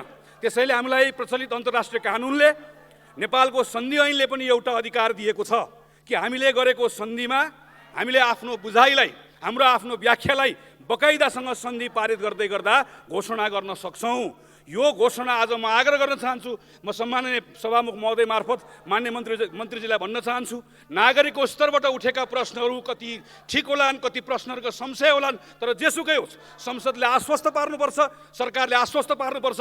तपाईँले एउटा व्याख्यात्मक घोषणा सरकारको तर्फबाट बुदागत रूपमा यहाँ प्रस्तुत होस्, त्यो समेत राखेर हामी दफावार छलफल गर्छौँ, त्यसलाई पारित गरौँ। त्यो पारित गरिसके पछाडि संयुक्त राज्य अमेरिकाले मान्छ कि मान्दैन? मान्छ, मान्नुपर्छ, नमानेदेखि सन्धि अगाडि बढ्दैन। किन? हामीले यहाँबाट पारित गरिसके पछाडि हाम्रो सन्धि सँगसँगै हाम्रो संसदले पारित गरेको व्याख्यात्मक घोषणा, सकाए सम्माननीय सभामुख महोदय, व्याख्यात्मक घोषणा पनि सँगसँगै जान्छ। हामीले व्याख्यात्मक घोषणामा जे मन लाग्यो त्यही कुरा लेख्यौँ भने संयुक्त राज्य अमेरिकाको एमसिसीले त्यसलाई स्वीकार गर्छ, गर्दैन? यसको अर्थ के हो? यसको अर्थ व्याख्यात्मक घोषणामा लेखेको कुरा अर्को पक्षले पनि मानेपछि मात्रै, हाम्रो व्याख्यालाई चित्त बुझाएपछि मात्रै, हाम्रो व्याख्या पनि ठिक छ भन्ने कुरा उसलाई लागे पछाडि नै सन्धि अगाडि जाने हो। त्यसैले अस्पष्ट भएका कुराहरूलाई व्याख्या गरेर गइसके पछाडि म सकाए सम्माननीय सभामुख महोदय, यति कुरा भनिसके पछाडि पनि हामी हीनताबोधले ग्रस्त हुन्छौँ भने हामीलाई राम राम मात्र भन्न सकिन्छ। हामीले आफै सन्धि पास गर्छौँ, सन्धि पास गर्दा गर्दा भन्छौँ यो हो, यो हो, यो हो, र योभन्दा दायाँ बायाँ भयो भने 1 मिनटमा सन्धि खारेज गरिदिन्छौँ भन्ने हैसियत पो राख्न सक्नु पर्यो, त्यो हिम्मत पो राख्न सक्नु पर्यो। सन्धिमा लेखिएको भन्दा एउटा अक्षर पनि तलमाथि भयो भोलि सन्धिबाट सृजना भएको दायित्वभन्दा एउटा पनि दायित्व सृजना गराउने कोसिस भयो भने नेपालले एउटा दायित्व पनि बोक्दैन। त्यही क्षण नेपालले सन्धि खारेज गर्छ भन्ने सङ्कल्प पो हामीले गर्न सक्नु। त्यसैले सम्माननीय सभामुख महोदय, म आग्रह गर्न चाहन्छु सरकारलाई प्रस्ताव ल्याओस्। मलाई विश्वास छ प्रतिपक्षी दल आज राजनीतिक कारणले हामी सँगै बसेर छलफलमा भाग लिन सकेको छैन, तर पूर्व प्रधानमन्त्री सम्माननीय केपी शर्मा ओलीले ल्याउनु भएको प्रस्ताव आज यही संसदमा हामीले पारित गर्ने भनेको त्यही हो। आफ्नै प्रधानमन्त्रीले ल्याउनु भएको प्रस्तावको पक्षमा ऊ पनि उभिन्छ भन्ने मेरो विश्वास हो। म अन्त्यमा आग्रह गर्न चाहन्छु, यो पारित गरौँ। एमसिसीसँग 60 अरब लियौँ, अब चीन जाउँ, चीनलाई गएर भनौँ अमेरिकाले 60 अरब दियो, बिआरआई अन्तर्गत 70 अरब दियो भनेर भनौँ। अनि भारत जाउँ, भारतलाई गएर भनौँ उसले 60 दियो, 70 दियो, हामीलाई 80 दियो भनेर भनौँ। सबैको ल्याउँ, सँगै बसौँ, छलफल गरौँ, काम गरौँ। देशको पक्षमा काम गर्दै गर्दाखेरि यहाँ कसैलाई सबलाई हामीले देखेका छौँ, चिनेका छौँ। यहाँ कसैका बारेमा म तितो बोल्न चाहन्न, म यति मात्र आग्रह गर्न चाहन्छु, यो विषयका सन्दर्भमा हामीले आज सडकमा उत्रेका जनतालाई कसैले दोष लाएर हुँदैन। तिनलाई विश्वास दिलाउने काम, तिनलाई भर दिने काम, तिनलाई आश्वस्त बनाउने काम।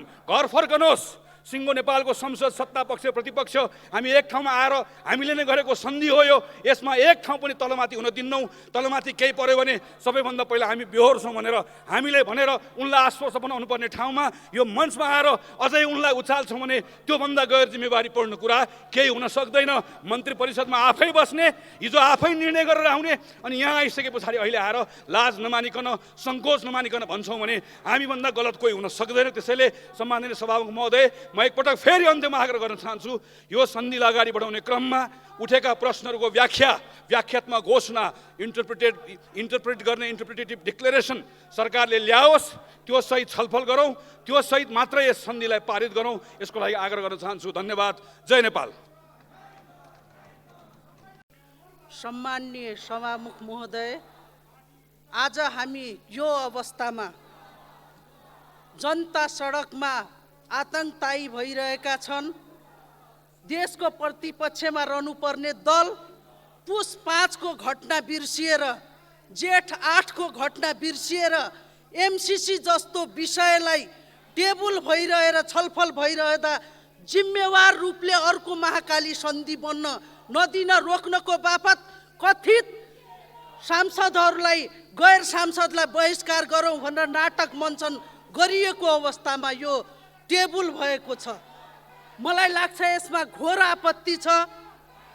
कम्तीमा पनि यस्तो सडक र सदन दुईटैतिर यो अवस्था भएको बेला सम्माननीय सभामुखज्यूले, सम्माननीय प्रधानमन्त्रीज्यूले यो विषय टेबल नगरेको भए राम्रो हुन्थ्यो भन्ने ठान्दछु।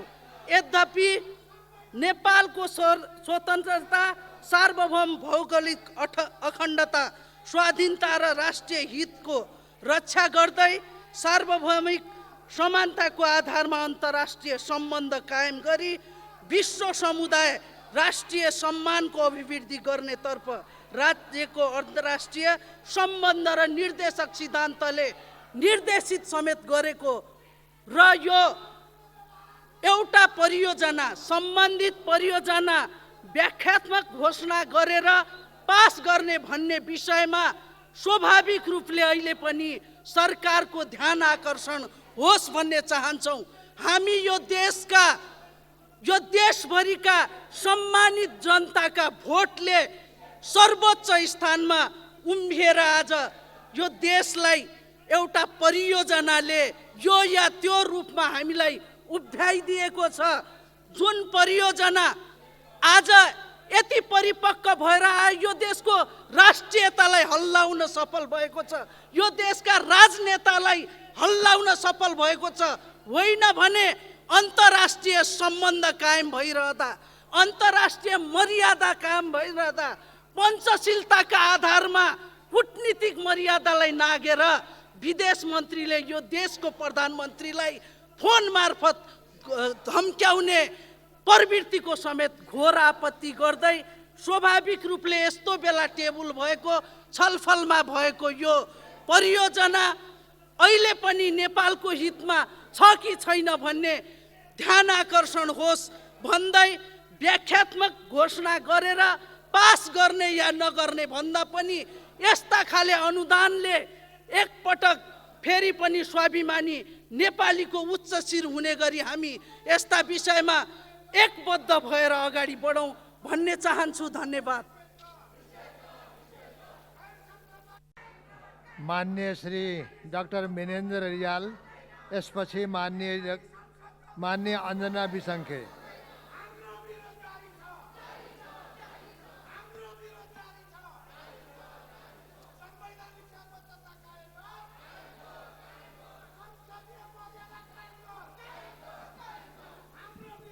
सम्माननीय सभामुख महोदय, आज हामी यस्तो सम्झौताको बारेमा कुरा गर्न बसेका छौँ कि जो हाम्रो देशमा मात्रै होइन, दुनियाँका थुप्रै मुलुकहरूमा यो सम्झौता लागू भएको छ।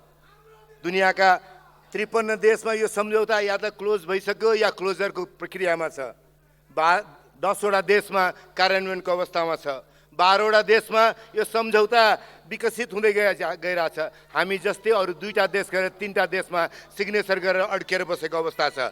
2टा देशमा यता सम्झौतालाई बन्द गरियो, 2टामा टर्मिनेट गरियो, 2टा चाहिँ अहिले सस्पेन्डेड अवस्थामा छ। तर हामी यहाँ बसेर यसरी छलफल गर्दैछौँ कि नेपालमा मात्रै यो सम्झौता लिएर कोही आइपुग्यो। नेपाल मात्रै यस्तो भूमि भयो जहाँ कसैको स्वार्थले गर्दाखेरि नेपाललाई रणभूमि बनाउन थाल्यो। जसरी म यसका सिद्धान्त बारेमा धेरै कुरा गर्न चाहन्न।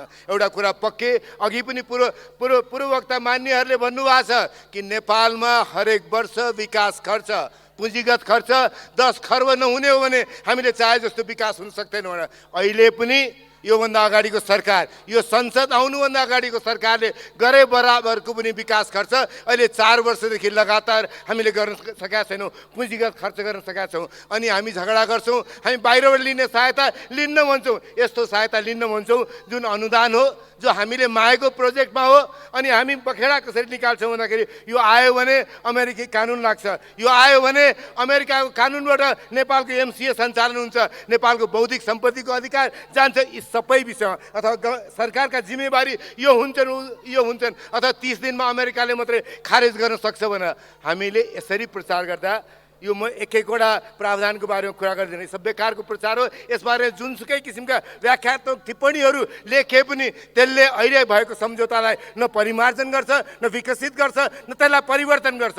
तर त्यो आवश्यक यसकारण बनाएको छ, त्यो आवश्यक यसकारण बनाएको छ यहाँ कसैको जुङ्गा निचा गर्न मिलेन, मुछ निचा गर्न मिलेन भनेर मैले यो राजनीति एउटा मात्रै भन्न चाहन्छु कि 42 वर्ष अगाडि 2036 सालमा म विद्यार्थी राजनीतिमा थिएँ। त्यो विद्यार्थी राजनीतिमा हुँदाखेरि हामीले सानो एउटा कलेज थियो, थापाथलीको इन्जिनियरिङ कलेजमा हामीले चुनाव जित्यौँ। नेपाल विद्यार्थी सङ्घले चुनाव जिते, त्यहाँको मुख्य जिम्मेवारी लिएर म गएको थिएँ। सानो कलेज थियो, तर त्यहाँ हामीले चुनाव जितिसकेपछि अहिले हामीसँगै सत्तामा रहेको एउटा पार्टीका नेता अखिलका अध्यक्ष त्यो बेला त्यहाँ आउनुभयो, धाँधली भयो।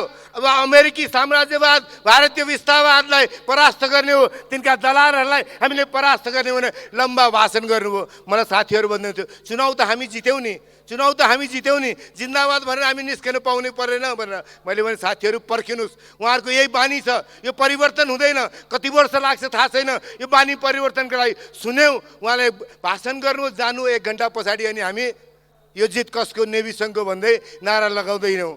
आज यस्तै अवस्था के भएको छ भन्दा उहाँले यतिका भ्रमको खेती गर्नुभयो, अनेक सिद्धान्तको कुरा गर्नुभयो, राष्ट्रघाती सम्झौता छ भन्नुभयो। तर अन्तिममा आएर शेरबहादुर देउवाको लचकतालाई स्वीकार गरेर, काङ्ग्रेसको लचकतालाई स्वीकार गरेर हिँड्नुपर्ने अवस्था छ। त्यसैले तपाईँले जति नारा लाए पनि मैले भन्ने यति हो, देउवाज्यू, प्रधानमन्त्रीज्यू, सम्माननीय प्रधानमन्त्रीज्यू, तपाईँले लचकता देखाउनु हो। लचकता देखाएको हुनाले आज पनि अब परिस्थिति अझ यसलाई राम्रो रूपमा अगाडि बढाउन सकिन्छ भन्ने आशा अझ बाँकी छ। यो लडाइँ यस्तो पनि लडाइँ ननार्नुहोस्। एकै ठाउँमा सत्तामा बस्नु भएको छ अनि भन्नुहुन्छ आफ्नै पार्टीका 14 जना सांसदलाई निकाल्नलाई गरेको माग पुरा गरौँ अनि मात्रै पार्लियामेन्ट चल्छ, नभए MCC बारेमा छलफल गर्न सकिन्न भने के भन्नुभयो तपाईँले? आफ्नै छेउका सँगै हस्ताक्षर गर्ने साथीहरूलाई निकाल्ने, यताको माग पुरा गर्ने भन्नुभयो। यस्तो खाले राजनीति नगरौँ। लचकता काङ्ग्रेसले प्रशस्त देखाएको छ।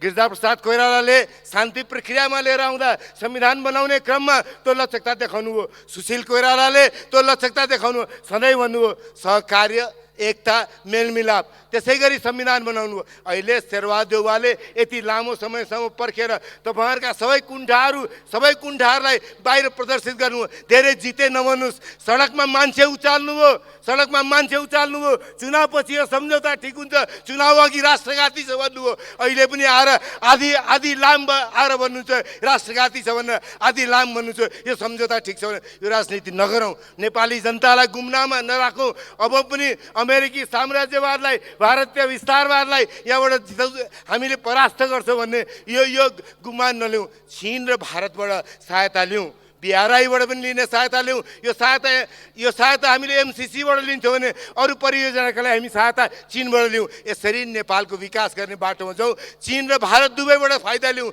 चीन अमेरिका भारत सबैबाट फाइदा लिउँ। हामी बेग्लै एउटा कुनामा नेपाललाई टापु बनाएर पराया स्टेट नबनाउँ। त्यो चेतना सत्तामा बस्नेलाई पनि आओस्, यहाँ बसेर नारा लाउने साथीहरूलाई पनि आओस्। नारा लाएर मात्रै लोकतन्त्र बलियो हुन्न। तपाईँको माग होला, ती माग पुरा गरेर अगाडि जाँदाका लागि पनि एउटा वातावरण निर्माण गर्नुपर्छ। त्यो वातावरण निर्माण गर्ने राजनीति समात्नुहोस्। हिजो सँगै हुनुहुन्थ्यो सत्तामा, हिजो सँगै यो सम्झौता लिएर आउनु हो। आज विभिन्न ठाउँमा बाँडिएर मुलुकलाई अझ अप्ठ्यारो बाटो नलानुहोस्। त्यही अनुरोध।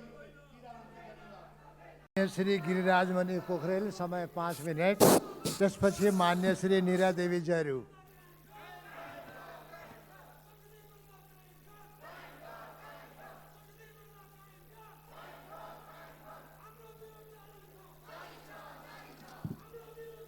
सभामुख महोदय, नेपाल सरकार र अमेरिकी सरकार बीच भएको MCC सम्झौतामाथि हामी छलफलमा भाग लिइरहेका छौँ। यो सम्झौता अब सदनको मात्र विषय रहेन, यसको विपक्षमा सदन बाहिर देशव्यापी रूपमा आफ्नो अभिमत प्रकट गर्ने सबै देशभक्तहरूको आन्दोलनप्रति ऐक्यबद्धता जनाउँछु। आफ्नो राष्ट्रको लागि सङ्घर्ष गर्दा घाइते हुनुभएका सबैको शीघ्र स्वास्थ्य लाभको कामना गर्छु। देशभक्तिपूर्ण प्रदर्शनमाथि दमन गर्ने सरकारको व्यवहारको भर्त्सना गर्छु। सभामुख महोदय, MCC को नाममा आएको यो परियोजना विशुद्ध विकासको लागि आएको भए हामीलाई कुनै आपत्ति हुन्न थियो। यो सम्झौतामा यस्ता शर्तहरू प्रस्तुत गरिएको छ जसले नेपालको संविधान र सार्वभौम सत्ता जस्ता संवेदनशील एवं गम्भीर प्रकृतिका विषयलाई आघात गरेको छ। सम्झौताको दफा 7(1) मा सम्झौता र नेपालको कानुन बाजिएमा प्रस्तुत सम्झौता लागू हुने भनी हाम्रो राष्ट्रिय कानुनलाई निष्प्रभावी बनाउन खोजिएको छ। यसलाई अनुमोदन गरे हाम्रो संविधान सभा र हाम्रो सदनले बनाएका संविधान र ऐनकै बरखिलाफमा हामी जान्छौँ। कुरा त्यति मात्र छैन, सम्झौताका केही प्रावधानहरू यस्ता छन् जसले हामीलाई संयुक्त राज्य अमेरिकाका वर्तमान र भविष्यमा लागू हुने कानुन पालना गर्नुपर्ने उल्लेख गरेको छ। हामीले उनीहरूको कानुन उल्लङ्घन गरेमा वा उनीहरूको राष्ट्रिय सुरक्षा नीति विपरीत क्रियाकलाप गरेमा यो सम्झौता खारेज हुन्छ। सम्झौतामा अमेरिकी सरकारलाई एकपक्षीय रूपमा बिना कारण सम्झौता अन्त गर्ने असीमित अधिकार दिइएको छ र एकपक्षीय व्यवस्था भएको सम्झौता संसदले अनुमोदन गर्नु आफ्नै संसदको मानमर्दन गर्नुहुनेछ। सभामुख महोदय, देश साना ठुला हुन्छन् तर सबैको सार्वभौमिकता बराबरीको हुन्छ। सम्झौताहरू समानता र पारस्परिक हितमा हुनुपर्छ, तर यो सम्झौता त्यस्तो छैन। यो सम्झौताका अनुसूचीहरू बदल्न हामीले नेपाली कानुनी प्रक्रिया अवलम्बन गर्न पाउँदैनौँ। एकातिर सम्झौतालाई यो संसदले अनुमोदन गरी ऐन स्तरको कानुनी मान्यता पाउनुपर्ने, अर्कातिर हाम्रो संसदले यो सम्झौतामा केही पनि परिवर्तन गर्न नपाउने फरमानहरू जारी भइसकेका छन्। हाम्रो संसदलाई हाम्रो सार्वभौमिकता अभिव्यक्त गर्ने थलो होइन, MCC को पक्षमा सम्झौता अनुमोदित गर्ने रबर स्ट्याम्प बनाउन खोजिँदैछ। यो सम्झौता कार्यान्वयन गर्न नेपाल सरकारले विकास समिति कानुन अन्तर्गत MCA नेपाल गठन गरी त्यस्तो असीमित अधिकार दिएको छ जसलाई नेपाल सरकारले निर्देशन दिन पाउँदैन। यो MCC को निर्देशनमा चल्छ। नागरिक समाज र गैर सरकारी क्षेत्रका प्रतिनिधिहरूको छनौट गर्न नेपालले नपाउने, MCC ले तोकेको प्रक्रियामा हुने कर्मचारीहरू MCA नेपालले नियुक्त गर्ने तर उनीहरूको नागरिकता भने नेपालले जाँच गर्न नपाउने, बौद्धिक सम्पदाको कुरा होस् या लेखा परीक्षणका विद्यमान शर्तहरू धेरै नै असमान र अपमानकारका प्रावधानहरू राखिएको छ। यो पारित भएमा विदेशी कम्पनीले नेपालमा समानान्तर सरकार जस्तै सञ्चालन गर्नेछ। बौद्धिकहरूले यसलाई त्यत्तिकै इस्ट इन्डिया कम्पनीसँग तुलना गरिरहेका छैनन्। के पनि सुन्नमा आएको छ भने सम्झौता अनुमोदन नहुँदै 1 दर्जनभन्दा बढी पूरक तथा गोप्य सम्झौता पनि गरिएका छन्। ती गोप्य र पूरक सम्झौता र ती पत्रहरू संसदलाई उपलब्ध गराउनु पर्दैन। सरकारले ती पत्रहरू यो प्रतिनिधि सभामा यथाशक्य चाँडै वितरण गरोस् भन्ने माग गर्छु। वास्तवमा यो सम्झौता संसदीय अनुमोदन गर्नुपर्ने नै थिएन। यसले अरू दात्री राष्ट्र र संस्थाबाट प्राप्त हुने अनुदान र सहयोगलाई संसदमा अनुमोदन गर्ने गलत नजिर बनाउनेछ। यस्तो गर्ने नि हो भने पनि हामीले एउटा राष्ट्रिय सहमति गर्नुपर्थ्यो, संसद खुल्नु पर्थ्यो। त्यस्तो परिस्थिति बनिरहेको छैन। हामीले संविधान त सरकारमा नियत प्राधिकारलाई संसदमा दिन खोज्दैछौँ। त्यो हदसम्म संविधान नै संशोधन हुने स्थिति पैदा हुन्छ। सम्झौता कतिपय दफा पनि अन्तर्राष्ट्रिय कानुन र सम्झौताको प्रचलित मान्यतासँग मेल खाँदैन भनेर विज्ञले भनिसक्नु भएको छ। यो सम्झौताको समाप्ति, निलम्बन र अन्त्यपछि पनि कायम रहने आधार राखिएको छ। यी सबै प्रावधानलाई नसच्चाई यथास्थितिमा यसलाई पारित गरिनुहुन्न। सभामुख महोदय, यो सम्झौताको अनुसूची 5 मा भारत सरकारको पनि सहमति चाहिने भन्ने उल्लेख गरेकाले यो द्विपक्षीय सम्झौता होइन भन्ने पुष्टि हुन्छ। भारतको गोरखपुरसम्म प्रसारण लाइन पुर्याउनु पर्ने र भारतसँग विद्युत निर्यात गर्ने कुरा यसमा समावेश भएपछि यो सम्झौता नेपालको प्राथमिकता आएको छैन। यसले हाम्रो विद्युत ऊर्जामाथि मिहिन पारेर हात हाल्न खोजेको देखिन्छ। सभामुख महोदय, यो सम्झौताको भू राजनीतिक महत्त्वले गर्दा हाम्रो परराष्ट्र नीति जटिल मोडमा आएको छ। नेपालले यो अनुदान लिनै पर्ने, नलिए नेपालसँग अमेरिकी सम्बन्ध बिग्रिने, अन्य सहायता नपाउने, नेपालको विकास प्रक्रिया रोकिने धम्कीहरू पनि आएछन्। कतै लोभ लालच, कतै प्रलोभन, कतै धम्की। किन? यो अमेरिका सरकारको हिन्द प्रशान्त रणनीति कार्यान्वयन गर्ने आवरणमै आएको छ। यो अमेरिकी प्रभुत्वलाई चुनौती दिने, चीनको विरुद्ध गतिविधि गर्ने योजनाहरूमा ल्याइएको छ भन्ने कूटनीतिज्ञ र अध्येताहरूले भनिरहेका छन्। चीन सरकारका पछिल्ला अभिव्यक्तिलाई पनि यो सदनले गम्भीरतापूर्वक ध्यान दिनुपर्छ। हामी अमेरिका विरोधी होइनौँ, हामी चीन समर्थक पनि होइन। हामीले हाम्रा छिमेकीहरू बदल्न सक्दैनौँ। दुई शक्तिशाली छिमेकीको बिचमा रहेको भूपरिवेशित हाम्रो देश असंलग्न परराष्ट्र नीति र पञ्चशीलमा आधार रही अडिग रहनुपर्ने यो बेलामा यो सम्झौताले ती मूल्य मान्यतालाई धज्जी उडाएको छ। युक्रेनको घटनाबाट पाठ सिकौँ। नेपाललाई बाह्य शक्तिको थप क्रीडास्थल बनाउने षड्यन्त्रकारी योजनालाई हामीले रोक्न, मुलुकलाई शीत युद्ध र द्वन्द्वबाट बचाउन यो सदनले यो सम्झौता परिमार्जन गरेर मात्रै पारित गर्नु आजको आवश्यकता छ। सभामुख महोदय,